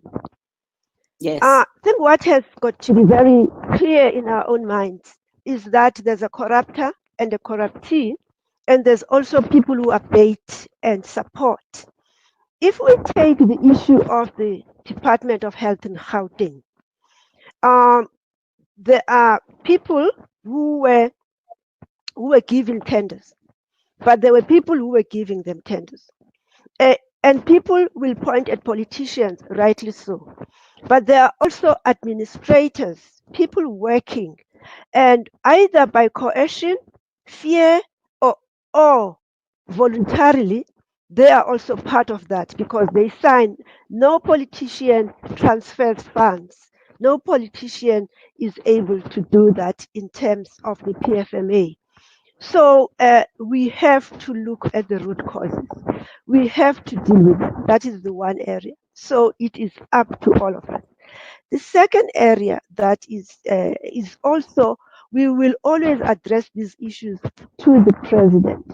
But at the same time, we acknowledge the separation of powers. So we have to look at all the areas. And Dr. Phumzile Mlambo-Ngcuka has said, there has been hollowing of institutions. I was one of the panel members to appoint to recommend, to interview and recommend the SARS commissioner. And the work that we did, it was amazing for me, looking behind the camera, as it were, to see how this institution has been followed out. When I read the various reports of the various commissions of inquiry, it became very clear that either people supported these by being silent, or they actively supported or passively supported. So each and every one of us have got to ask what role we play, but more particularly in how we support politicians when we go and vote. And thereafter, we do not hold them responsible or hold them to account. So it's important that we don't say that we are not politicians. It's true we are not politicians, but we do make them accountable to us. So that is what I wanted to say, and I would like that people to reflect on those issues. The second question that has been put to me by Tozana Makiza relates to the economies I have mentioned. And the question is, how were these sectors determined? Were they identified with China and Silicon Valley existence in mind? I don't know what was in mind, but what I know is that as we imagine the future, you look at what works. I remember when I was at the CCMA, I was at the CCMA in the last century and moving on to this century. And we had what was called Y2K. And this is the time of the, as we know, the dot-com bubble. And there was a lot of work that we needed to do because we were informed that most probably everything is going to crash. Now, was that a conspiracy theory? I cannot say. But what I can say is that we spent a lot of money. We spent sleepless nights trying to make sure at the CCMA that our new systems that were the bedrock of the case management system that still operates today should not crash. And therefore, I'm not asking myself whether there is a conspiracy with China and America. What I'm saying is what I'm seeing in the markets. What stocks are going well?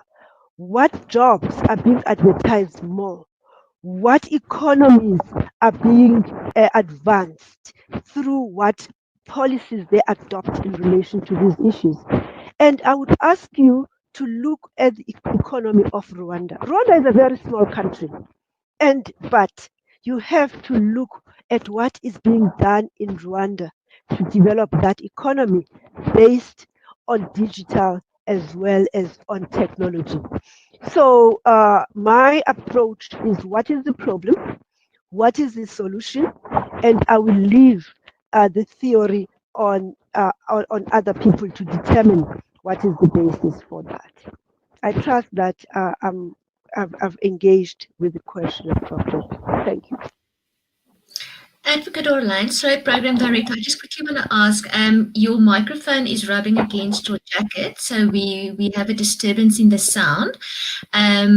Program Director, do you see that there's a couple of questions? Can I maybe just help you to pose them for Advocate Orleyn? Do you see the questions? Corne, please go ahead, but be mindful of the fact that we are running woefully behind time. So just two questions. Just two questions. The one is from Tina Iboka, and she asks, what is the one sure thing we as Inanda alumni can do beyond what we are doing to amplify the needs of many women without the platforms that we have? Thank you. Thank you, Tina. Some of the things we're doing, we are not publishing enough. Some of the things we're doing, we're not opening up to this kind of platforms enough. And I believe having started, we have to open it up to these platforms. We have to reach out more. As we know as members, Dr. Nohle Chigi is advocating farming and agro-processing. And we see the work. I see it in our WhatsApp group. I don't know how many people out there know about that. I could mention a lot of other members, but due to time, I'm not going to go through that. But it's important that we give access. The main problem we have in the country is that people cannot access. I know every time I speak in public, I get inundated with requests because people are starved of access and being able to understand how they can navigate these complex environments that we as Inanda girls are able to navigate so easily. Thank you, Advocate. Last question then, absolute last question, and then we can move on with the program. And this is from Nozizwe Maneli. How do we make our communities to realize that we should not destroy what we have and have been fighting for injustice? We need to protect our infrastructure so we can move forward as a country. How do we make our girls and our women conscious of this? Briefly, when we don't make our people our partners, we make them children. We do things for them. They don't take accountability. they don't appreciate. And also there may be resentment, there may be anger. Therefore, it is important that we make our communities part of the determining of the solution. And that is what I've found when I was practicing at the Legal Resources Center. And my practice consisted of land issues, employment issues, as well as consumer rights issues. And I found that the communities I worked with were always happy to be part of the solution rather than to be provided. And I'm finding that from government to sometimes business, in BE companies where we form trusts for communities, but we haven't talked to the communities about these trusts. When we fix schools, we have not brought the parents, the communities to be part of that fixing of the schools. So it's those simple things that I believe we need to look at to make them part of the solution rather than to be passive recipients of the solutions. Thank you. Thank you. Summarize. Over to you, Program Director. Thank you, Corne. I will now summarize.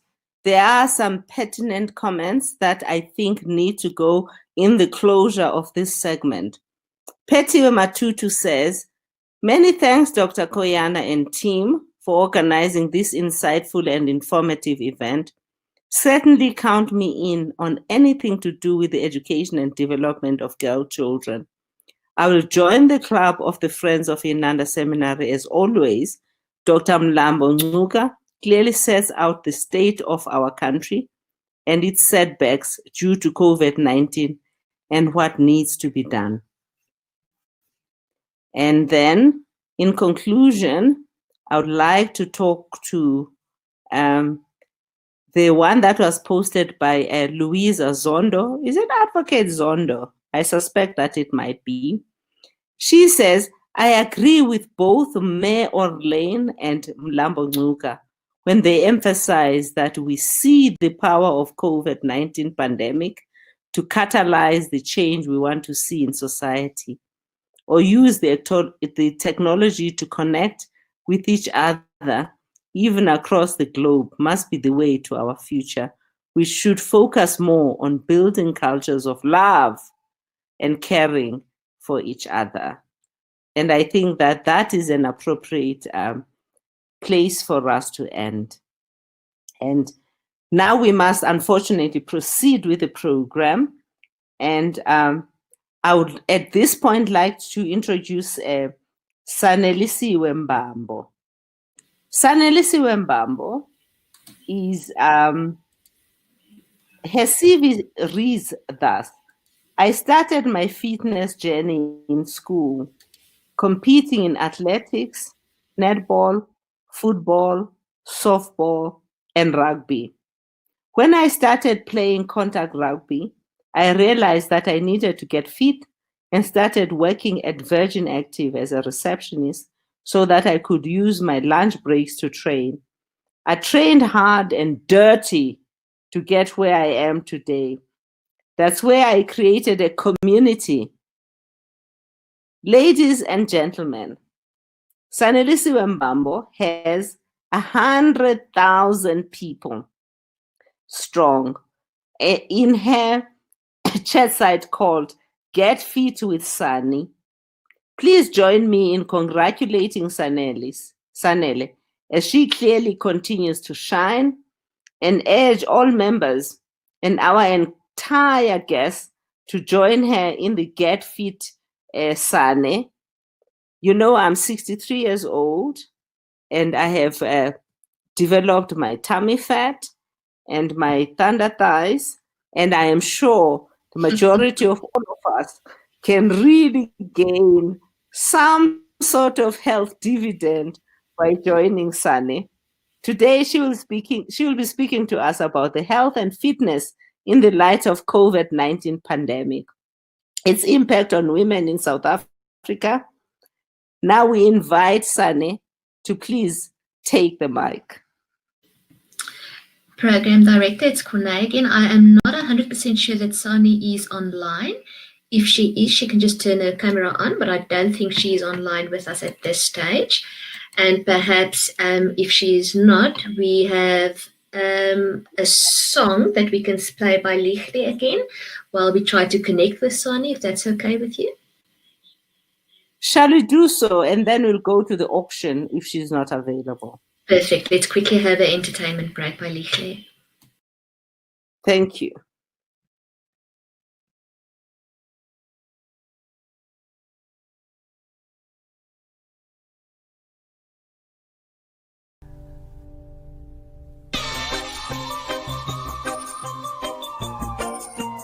Oh na na, oh na na, oh na na, yeah. Oh na na, oh na na, oh na na, yeah. Oh na na, oh na na, oh na na, yeah. I didn't mean to end this life. I know it wasn't right. I can't even sleep at night to get it off my mind. I need you to get out of sight, but I am not behind bars. What started out as a simple altercation turned into a really sticky situation. Me just thinking on the time that I'm facing makes me wanna cry. Yeah, yeah. 'Cause I didn't mean to hurt him. Could have been somebody's son, and I took his heart away. I pulled out that gun, rum pa pa pum, rum pa pa pum, rum pa pa pum. Man down, rum pa pa pum, rum pa pa pum, rum pa pa pum. Oh mama, mama, mama, I just shot a man down in Central Station. In front of a big old man.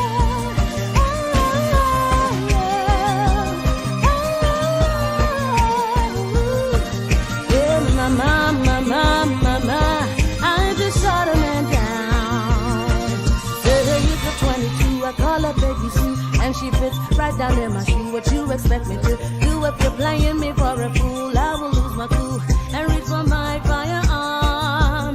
I didn't mean to lay him down, but it's too late to turn back now.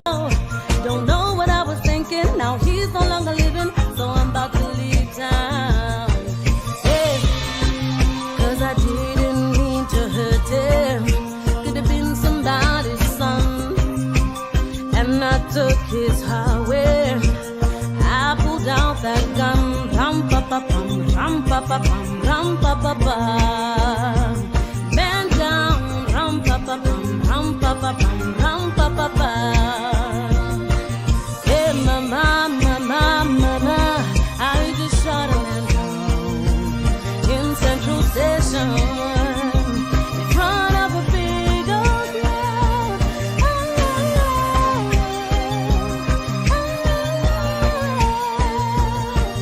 Yeah, mama, mama, mama, I just shot a man down. What do you mean now? Said I never thought I'd do it, never thought I'd do it, never thought I'd do it. Oh gosh, whatever happened to me, ever happened to me, ever happened to me? Why did I pull the trigger, pull the trigger, pull the trigger?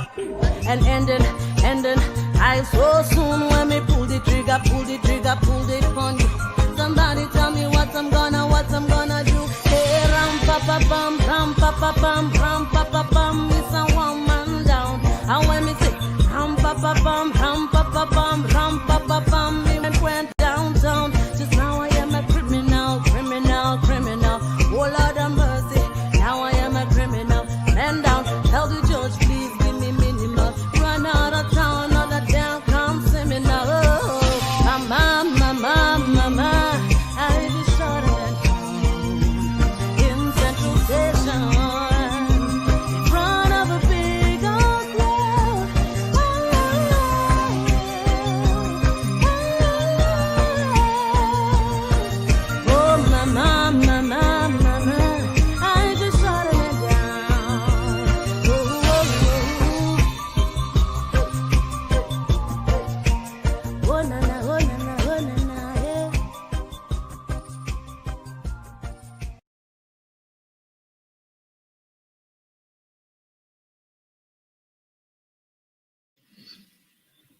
Program Director. I think Sane is online with us. I am online. Can you guys hear me? Yes, we can hear you. Sane, welcome, please. I could for a while. I'm so sorry, guys. Ntombi was still trying to send me the link. I'm so sorry for that. Don't apologize, Sane. Just get on with it. Okay, thank you so much for allowing me to be part of this amazing webinar. Without wasting any time, today I'll be talking about the importance of health and fitness. Can everyone hear me? We can hear you. We can't see you, but we can hear you. You can continue talking. Okay, Sane, I can assure you that I have already read your short CV. Okay. Where you said that you started your fitness journey in school. Oh, yes, I did. I was actually online. But can I just correct you? I've got 151,000 followers now. Yeah! Yeah! Even better. Go ahead. Even better. So, as we all know that regular exercise and physical activity does not only promote strong muscles and bones, but it also improves respiratory, cardiovascular health, and overall health. Now, and mental health, Sane. Yes, and mental. I was actually getting there, but thank you. and active health. And now staying healthy has really helped during COVID-19.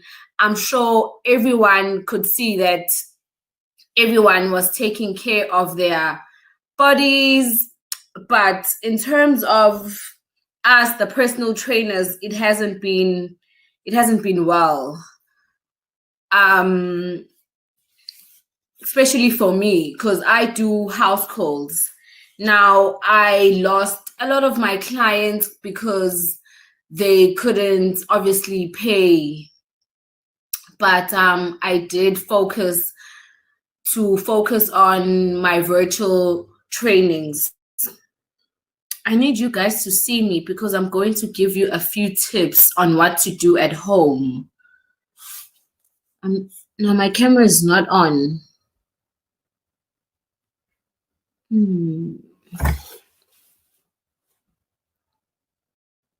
Guys, I need a. Oh, there we go. Yeah. There you go. Okay. So I'm just gonna. I want to help you guys with some exercises that you can do at home at your own space.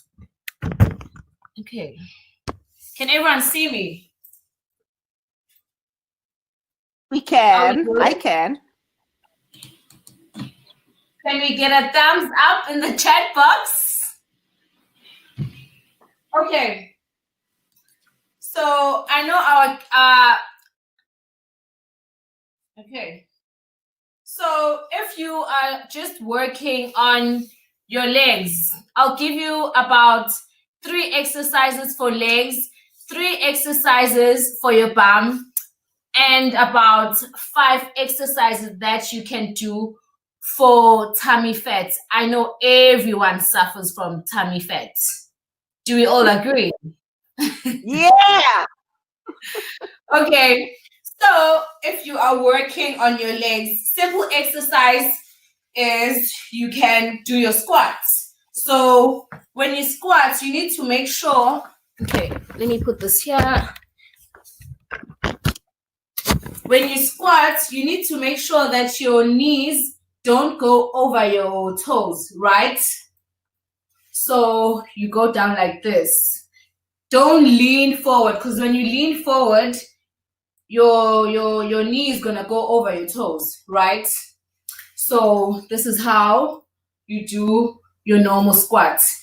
Now squats help with your legs and obviously your buttocks, right? And then the next exercise that you can do without weight is your lunges. When you lunge, you also need to make sure that your knee doesn't go over your toes, right? So there's standing lunges, which is what I'm doing now, or you can do your walking lunges, right? Can everyone see me? We can see you, Sane. Okay.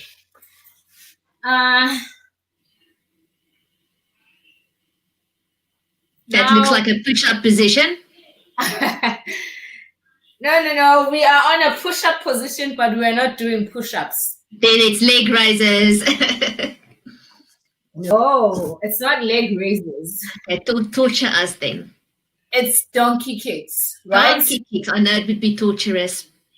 No, it's not. It burns, but it burns. For your bum. It does. It's really, really effective. I have to agree with you. So this is what you do. Or you can do this. You can do this, right? Now, when you do this, you must make sure that you squeeze your glutes, right? So when you do this, you can see that my glute is squeezed. Right. Now let's get to... Sonia, I just have to say that I don't know about the other people, but my glutes do not look like your glutes. So even if I squeeze them, they are not that tight, but I will give it a good go. Listen, give it a go. Do it for 4 weeks and then let me know. Yep. Okay. You follow me on Instagram. Every Monday I do legs. And yes, and I do post. I also have a YouTube channel, but I'm not that active because YouTube is a bit of a stress. You need to edit and. So, okay. Now, guys, I'll show you how to kill this. No more chicken licking. Yeah, please stop eating chicken licking and stop feeding members unhealthy food. Woo, I remember when I was a member. My goodness. Thank God I used to play sports, so I didn't gain any weight. Right? Okay, let's get right into it. So we're doing toe touches. So your legs are up, you come up. Now when you touch your toes, you must make sure that your core is tight, right? So you can do that 3 times and do 15 reps, okay? Then you can do your normal crunches, which is this. Can everyone see me? We can see you very well, and I am sweating on your behalf. Oh, you're sweating on my behalf. Okay, so come up like this. Make sure your core is tight. Again, you can do that. You can do 3 sets of 15 reps. Okay? Then this one, everyone hates it. The plank. The longest minute of your life is a plank minute. Can I tell you something? I can plank for 3 minutes. No, thank you. Right? I'm trying to give you, I hope you guys are taking notes because these exercises will really help you. Okay? So you plank, and then side plank as well. So we don't want the love handles.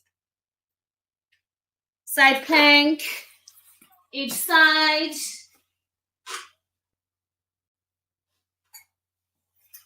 And then for your arms, you can do push-ups. Oh, but show them the sissy push-ups, the lady push-up. Let them start small girls, Sani, small girls. Otherwise, they're not gonna, so let them do the lady push-ups first, and then we can go to full push-ups. And Sisana, the person who created planks is the same person who created a burpee. So lady push-ups, like And this. let's small goals, reachable goals. There we go. There we go. Right. Then we're still doing for upper body. You can do shoulder taps. Ooh, that hurts as well. But that is some of the best exercises for upper body strength, for nice arms, for nice shoulders, wearing those strapless shirts. Best exercises. Well, so like this. Then I'm sure you guys are gonna hate this one, but it really helps. So you're gonna go as long as you don't go burpee. What do you call those? Up downs. Up downs, or we call them plank ups. Oh, tough. They are tough. They are very tough. But those are good for your core and for those nice muscles on the side of your tummy, for your obliques.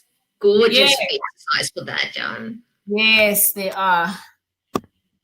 So I just wanted to. So it seems like everybody enjoyed watching you. Nobody did it with you, though. Oh, wow, guys. So I did it all by myself. So I think we need to start wrapping up, Sane. So I'm going to give over back to the program director. Okay, that's fine. Back to you, program director. Sane, yes. Thank you so much. Some of those exercises with Sane, program director. Sane, please tell the viewers and the members today how they can follow you. They can follow me on Instagram at GetFitWithSanerie. I'm trying to see if I can. Yes, I'm going to write it down. You could just type it in the comment box and people can copy it from there. Thanks, Sane. Okay, that's what I'm doing. Pardon? Thank you very much. And Corne, you will send it to absolutely everybody. And people can then join Sane. As we have already indicated, I said she had 100,000 followers, and I was mistaken. Her followers are at 150,000. Then clearly there's something that is doing right. And please join her. We'd encourage all the other members to join her. Thank you. Thank you. Now we have come, ladies and gentlemen, to the auction and the pledges segment, the core of what we are about in terms of trying to get as many people to contribute to our pledges and donations. I would like to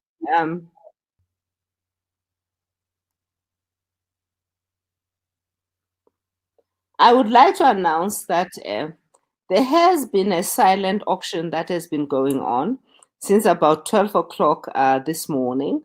And this silent auction is not going to end until the 2nd of September. Please check out our silent auction. We have 26 items that you can bid on. And if you will allow me, I would like to mention now what those items are. There is a Battle of Isandlwane photographic print, and the bidding price starts at about 50,000. Number 2, we have handmade Xhosa matrons with beaded traditional garb. The height is 55 to 60 centimeters, and the starting price is 1,350. And you are having these items being flipped on the screen. And number 3, we've got a pepperthorn mobile spa and wellness voucher for 2. And the starting bidding price for this is 800 Rand. Come on, guys, with partners. Come on, guys, with partners. Oh, no, it has moved from 800 to 1,000. If you've got a future husband and a lover, you can take them to this spa for only 1,000 Rand or more. And then we've got a salt and pepper hydromist PPE package, and the starting bidding price is a hamper. You can see it on the screen. It starts at 1,000 Rand, but clearly we would like people to compete for it so that they can pay a little bit more than 1,000. And then number 5, we've got a salt and pepper website design and revamp. The starting price of this is 3,800. It's a gift voucher. And number 6, we've got Amalanga Creations and Events. The bidding price for this starts at 3,400. It's a unique decor experience event for 15 people based in Johannesburg and surrounding areas. Number 7, we've got, wow, the Cream Restaurants. Has anyone been to the Cream Restaurant? Because I have been, and their food is really mouth-watering. And the starting bidding price there is only 300 Rands, guys, in Pretoria and Midrand. And they've got locations in Brooklyn Mall, Africa Mall. Come on, let's get this one taken. And you can now go there for only 300 Rands and go and have an absolutely fabulous meal. The next bidding item that we have is the Ala Turca restaurant. And this one, members, starts at 200 Rand. Come on. There's a voucher for 200 Rand here. Let's just get this one done. And then number 8, we've got the Bordo Bella Beauty Eyelash Extension voucher in Pretoria. And you can have all the eyelashes you actually ever wish for being professionally attached to your eyelids at only 400 Rands. And then the number 10 item that we have is an Algo book called The Future. Ladies and gentlemen, this book has actually been signed by the author, and the starting bidding price is only at 360 Rand. Come on, let's buy this. We also have another signed copy by Mteto Nyati. And the title of this book is called Betting on a Darkie. I can assure you, because I have read this book personally, that you will really, really enjoy reading it. It's been written in a really user-friendly environment, and Mteto, as always, has got a lot of insightful insights to give to whoever is to read his book. And then now we've got Hubert and Rothschild's wine.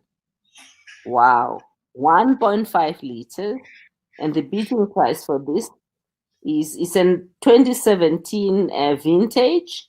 I'm told that that was a good year for wine, and it starts at a bidding price of 450 Rand. Oh, take a look at the next one. It's a cutie Mahle bag. And the starting price is 300 Rand. I tell you, if I had a little girl, if my 22-year-old was now maybe 5 or 6, this I would grab. Isn't she cute? The bidding price is only 300 Rands. You can double it at 600. Can you imagine taking your daughter to school every day in this bag? And she's looking so beautiful and cute. It's called the Mahle bag, and it starts at 300 Rand.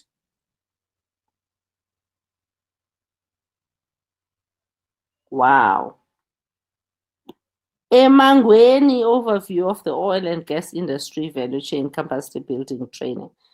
Wow. This one is a capacity building training proposition. And they're saying that the starting bidding price is 1,950. Imagine if you're able to do that and then you're able to ensnare perhaps a bid, perhaps a contractual arrangement.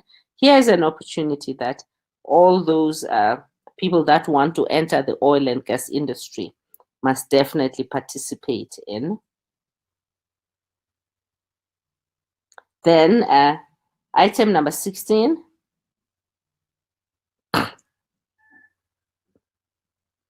Wow. This one is called mindfulness. I am told that mindfulness is the absolute art of being conscious with everything that goes on. It's a technical master classes with jazz, and the starting bidding price is at 1,950. So all those people that want to get into jazz must absolutely attend it.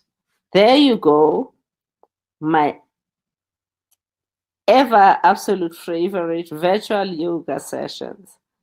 And the bidding price here is at an affordable 180 rands. Come on, guys, let's go and buy this book. And then next, there we go. There's a gift voucher for the Ngwane natural skincare products. I don't have to say more about this. All you need to do is to actually just participate in it. Then the next one is the Adidas. Please flip back, Orleyn. The Adidas new Alpha Bounce women's sizes, starting the bidding price is 1,000 rand. Wow. There's your Gucci bag, girls. It's only 10,000 rand.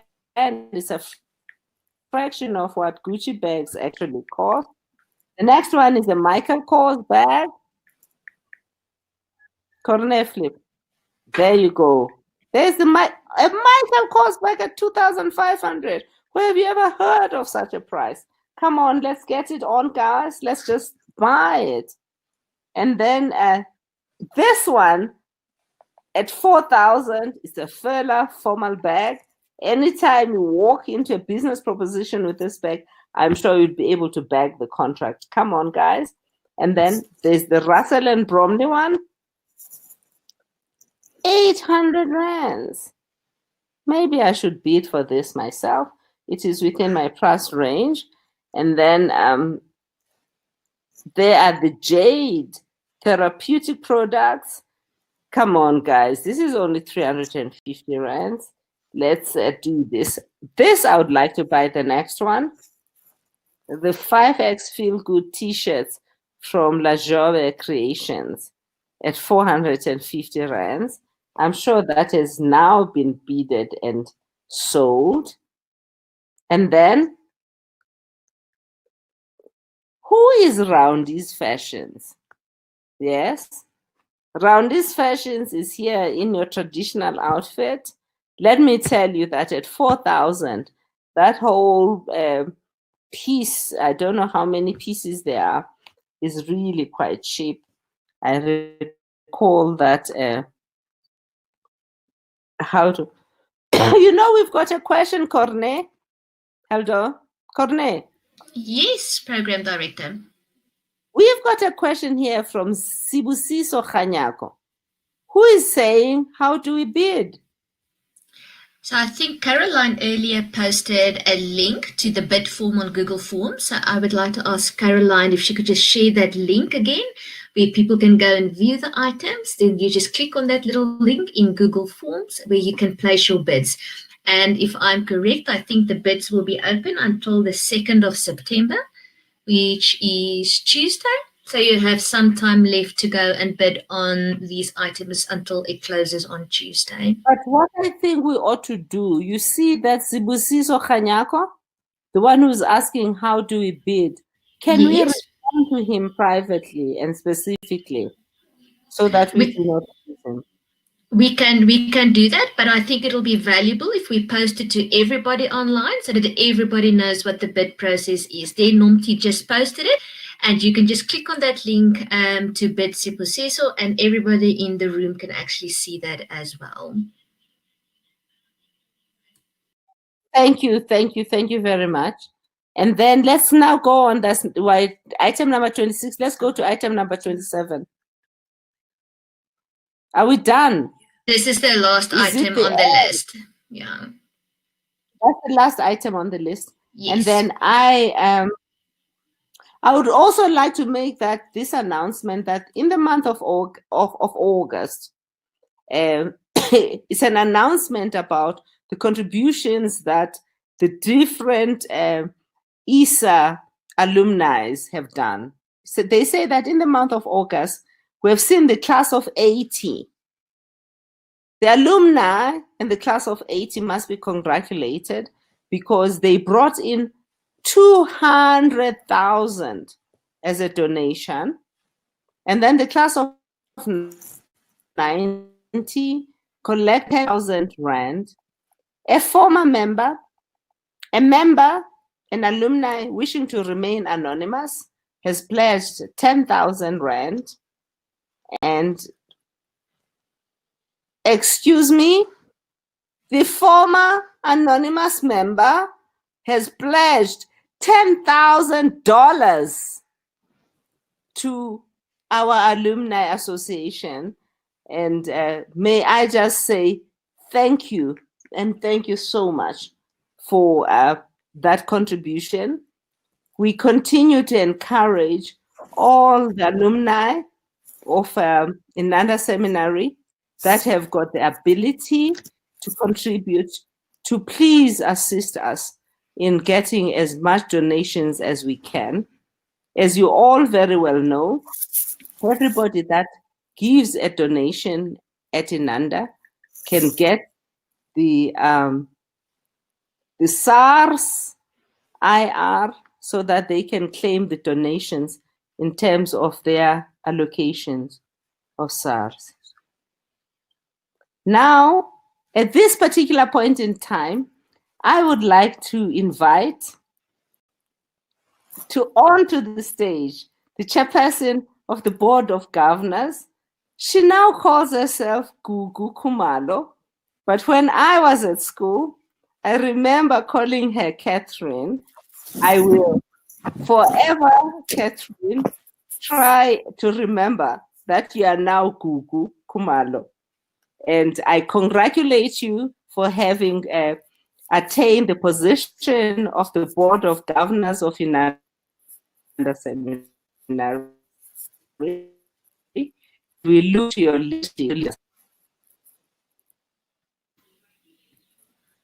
Ms. Kamala, if you can maybe just switch on your microphone and your camera and join us on stage. Okay. We can hear you. So right next to the microphone, right at the top of your screen, to the left, you'll see there's a little camera, not the red one. Right on the left side, it says turn video on. Oh, okay. Let's see. Top of your screen, at the left side, most left. Trying to go back. Okay. And so, top of the screen on the left. It says turn video on. So on the left side, on the top of the screen. Oh, great. There you go. We can see you. Enjoy your webinar. Enjoy your talk. Okay. We are being naughty. Those days we used to mark the Form 1s for that. Yeah. Thank you so much. Thank you so much, members, for this occasion.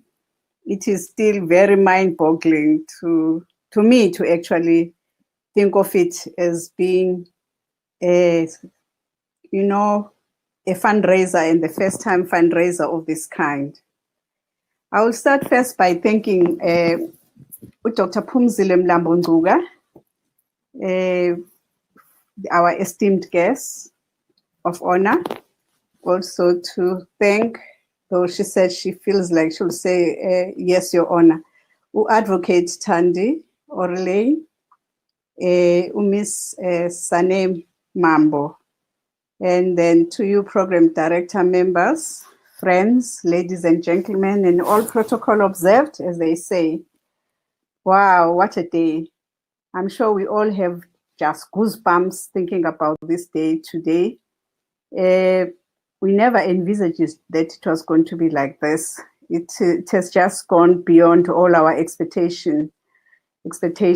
And being the first one of its kind, you just raise the bar very, very high to the oncoming fundraising committees and oncoming chairpersons of ISAA, etc. So thank you very much for this. I feel very honored as well to be given this platform. I'll first start by thanking Sis Phumzile, if you'll allow me to say Sis Phumzile, Dr. Phumzile. And it is quite amazing that usually they'll say these energies have a way of connecting to one another. And though I haven't connected directly with you, but I'm so much in connection with your mom, Mlambo-Ngcuka. Even had a wonderful time of being hosted in one of her lunches at her home in New Germany, because we do some work together in other organizations like Thandi, as well as St. Clement's Home-Based Care. So at one stage, she was actually receiving your call at one stage while we were together. So it's so amazing that these energies tend to always reconnect in one way or another. But this is your day, Sis Phumzile. You have raised the bar to us as South African Black women. You have been our one and only and our first Black Deputy President, and we are so proud of it. As women, you have shown us that everything is possible. There is nothing impossible. And now you also sit at the highest organization in the planet, the United Nations. And on top of it all, you still also make time, despite your busy schedule, to address us. And we see ourselves as tiny little dots there when we are viewing what you do in the whole world globally. But thank you so much. This shows us where your heart is with us women, is with us, even no matter how small we might be, but you are with us. We're eternally grateful also, though we are recognizing our effort to support our school, although you were actually our rival school, as you put it, but you are humble enough to recognize us as well. You have given us so much information and not to be discouraged. And we have taken us back to 1994, how the country was imagined then. And at that time, we have indicated that we had the support of the whole world, and we have the credibility of all our stakeholders in the country, be it political or otherwise. It was much easier then than it is at the moment, because we're at a very different period, as we had put it. And with that, we have actually touched upon such important issues like the internet access being our challenge. And we have also indicated how we as women are also much affected by the status quo of what is happening at the moment. Your gender-based violence, the access to education, the trafficking of girls, the early pregnancies, the child marriages, the women's health and the reproductive health. And to crown it all, our challenges in the 4IR, as this could help us as women to actually work against all these other challenges that we have indicated above. But still, the 4IR is still such a big challenge to us, as we have indicated. We have also shown that we should not just think about ourselves as women and girls, but that the positions that we hold should help others to also navigate their challenges wherever they are. You have indicated that in our boardrooms or in our positions of leadership, we should be able to fight the cause of women and girls. And you are an example to us because you are doing exactly that. Thank you so much for those words of wisdom, Dr. Phumzile-Ngcuka. You have actually shown us that everything is possible.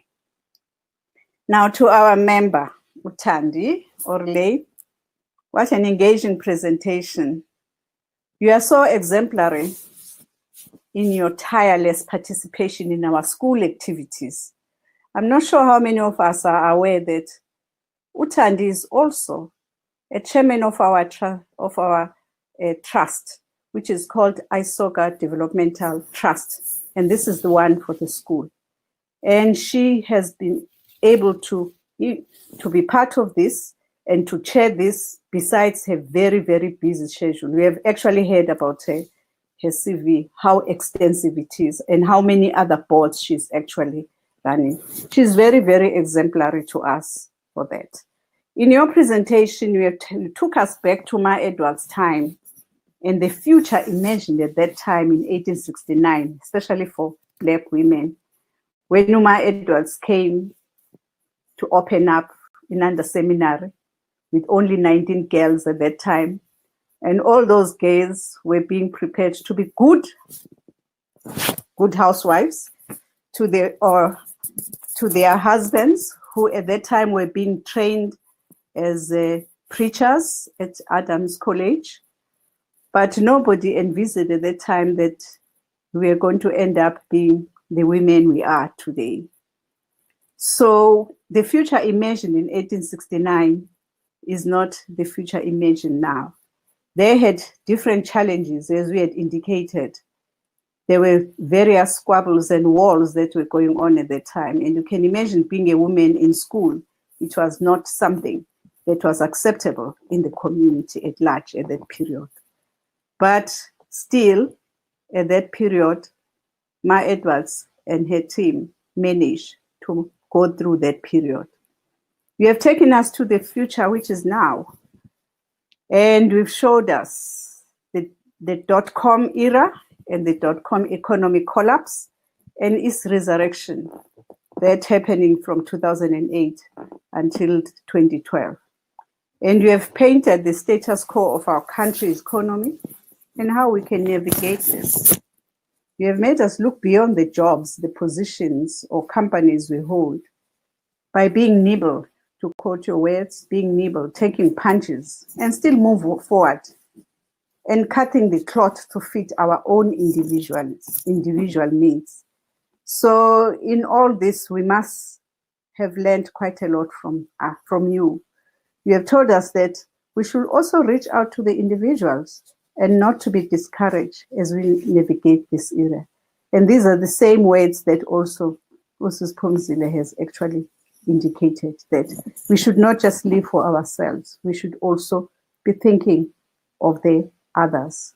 Which reminds me also, since it's Women's Month, of Mamu Charlotte Manya, who said in her quote, her famous quote was, when you rise, make sure you take someone with you in that rise. So you have just also stipulated again and again that as individuals, when we rise, we must also take somebody with us as we come up.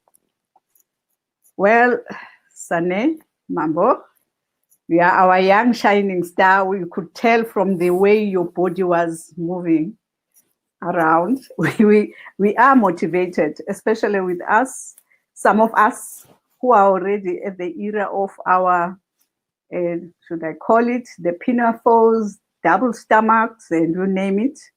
And we have indicated that to us that a life in a healthy body is the best life.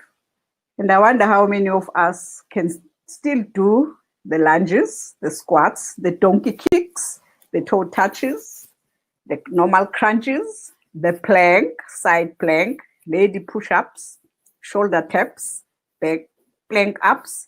And those are some of them that we have indicated that you will be actually helping us go through when we join your Instagram. at GetFitWithSanerie. Hopefully, a lot of us will do that. We have also shown that we have been able to navigate this period of COVID-19, as we all know that it had a lot of challenges, especially with the gyms and anybody else who also offer the wellness, because that kind of industry requires a face-to-face kind of work. But we have indicated that we have been able to navigate that and go through all those challenges, and we are still there, and we are here today. We take a lot of courage from you with that. Thank you a lot, Sane. I'll then go to our school and thank Mrs. Judy Tate, our executive director. I'm not sure whether she is also linked in here, but she is. This is for her as well, for being instrumental in raising our school from ashes after it closed down and reopened in 1997. When it opened in 1997, we only had part-time principals. So she was actually our first full-time principal in 2002. And I'm wondering how many of us are aware of that. That she has been able to take Inanda Seminary to its former glory, where it used to be. Otherwise, I wonder where it could have been if she hasn't been there. But we're very grateful for this, Judy. And I'm sure we don't say it enough, but we are. And we are still here today, again, during these trying times of COVID-19. You and your trailblazing team are preparing our young members to be well-rounded leaders in the fourth industrial revolution, despite all those challenges. And we have shown this to us time and time again. When the school closed in April, all the members were taught through remote learning, through using technology. And you were able to do that for the school, together with Thandi, who is our new principal at the moment. Now, to Thandi, our new principal, Thandi also has been in our school for quite a long time. Even during that time when it reopened in 1999, Thandi came to our school very young at that time as a teacher, and then she left again. And then she came back again in the 2000s. So Thandi, we are very grateful that you are now our principal of our school. And you have brilliantly led our school during these trying times. You and the academic sector of our school, you are actually making sure that all members don't feel like there is COVID-19. To them, it's simply a time like any other time during the school time. They are learning, they are preparing for the writing of their final exams at the end of the year. And also thank you for painting the picture for us as all members who are no longer there, that things are not as glim as we sometimes want to think of them to be, that the school is still forging ahead despite all the challenges, and it is still Inanda as we know it. It's not going to crumble to ashes. So thank you so much for that, Thandi.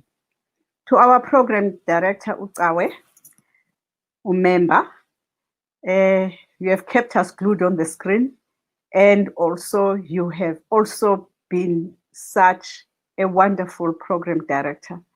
We would not have been able to go through all this program without you, and introducing all the people with so much detail that is actually there within you. You can actually tell that you actually understood each and every part of our presenters. Thank you for being a wonderful program director. And I'm sure it's not yet over, because the last word will end with you as the last word started with you. To our chair, ISAA chair, member, Dr. Siphokazi Koyana. Your energy and drive has brought us to this moment. We are in awe of your visionary leadership during these challenging times. The fact that you still managed to be our ISAA chair and still be engaged in our fundraising effort is just mind-boggling, because we know how difficult we can be as all member. But we are still able to rise all about that. and still come out with such a wonderful team that works with you. We couldn't have asked for a better chair, and we look forward to the more amazing things that are going to happen in the future. And our fundraising subcommittee members, led by Ukani, or member. Your effort, your performance has actually exceeded our expectations. You have been innovative, you have been agile, and this has actually been a very high mammoth task. But we have risen above all that. We have been able to organize and execute such an event. Our bank balance in the ISAA bank account, I'm sure is going to be looking promising because of you. Give any woman a task and then they'll surprise you.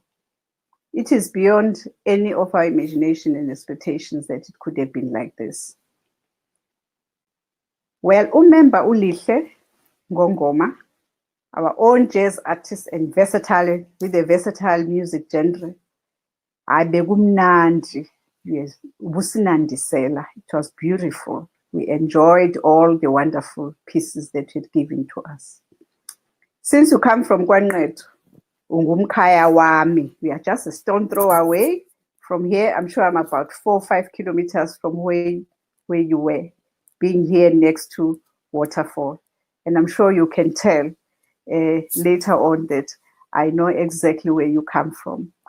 And I can just tell from your beautiful voice that it has been nurtured by the wonderful valleys and hills of our beautiful, unique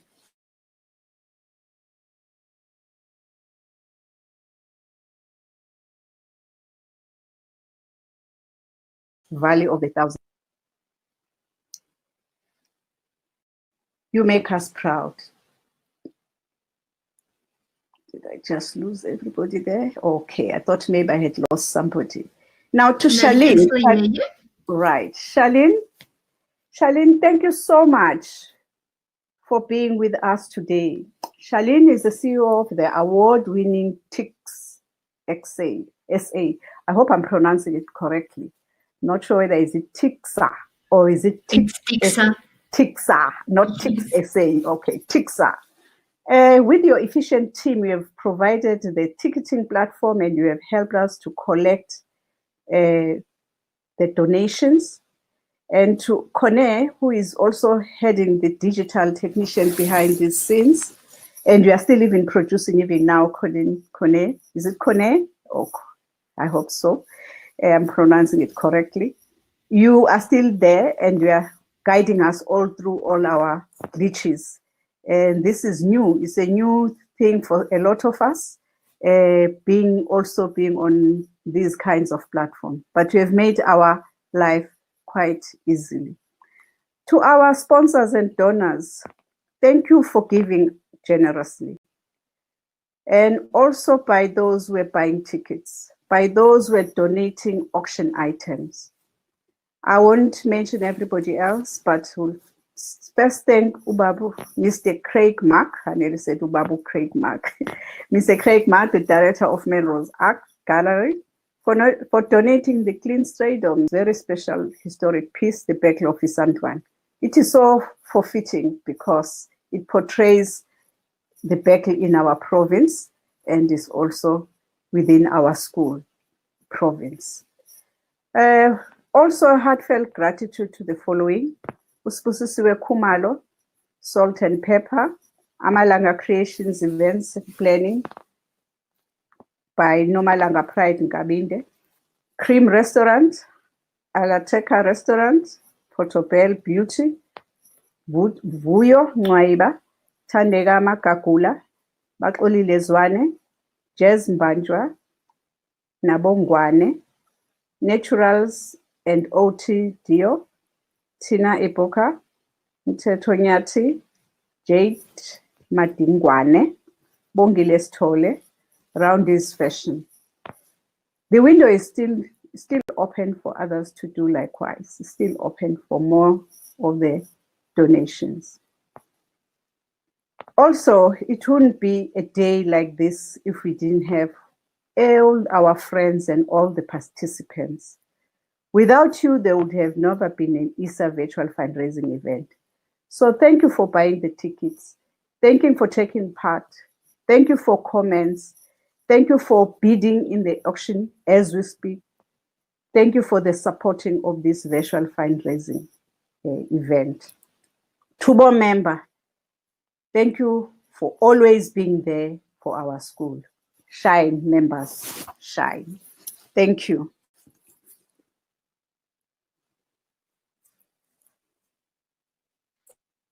Thank you so much, Gugu or Catherine. As the last item on the agenda, I would like to say this event would not have happened without the marketing and the events supporting and the fundraising team, and led by Kanya Matlare, and everybody else, Lindo, Pogazi, and everybody in that committee. We would like to say that as the fundraising team of the alumni, we are indebted to you. And I am sure that everyone is joining me in saying that you are not only innovative, you are smart, and that in your hands, the fundraising activities of Inanda Seminary are in safe hands. Thank you so much. We will close off then the function now with another of Lihle Ngongoma's musical items. Thank you so much, and goodbye to everybody. And shine where you are.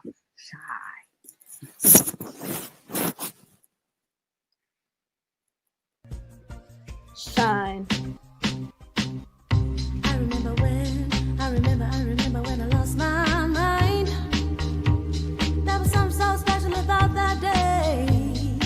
Even your emotions got an echo with so much hate. And when you're out there without care, yeah, I was so afraid. But it wasn't because I didn't know enough. I just knew too much.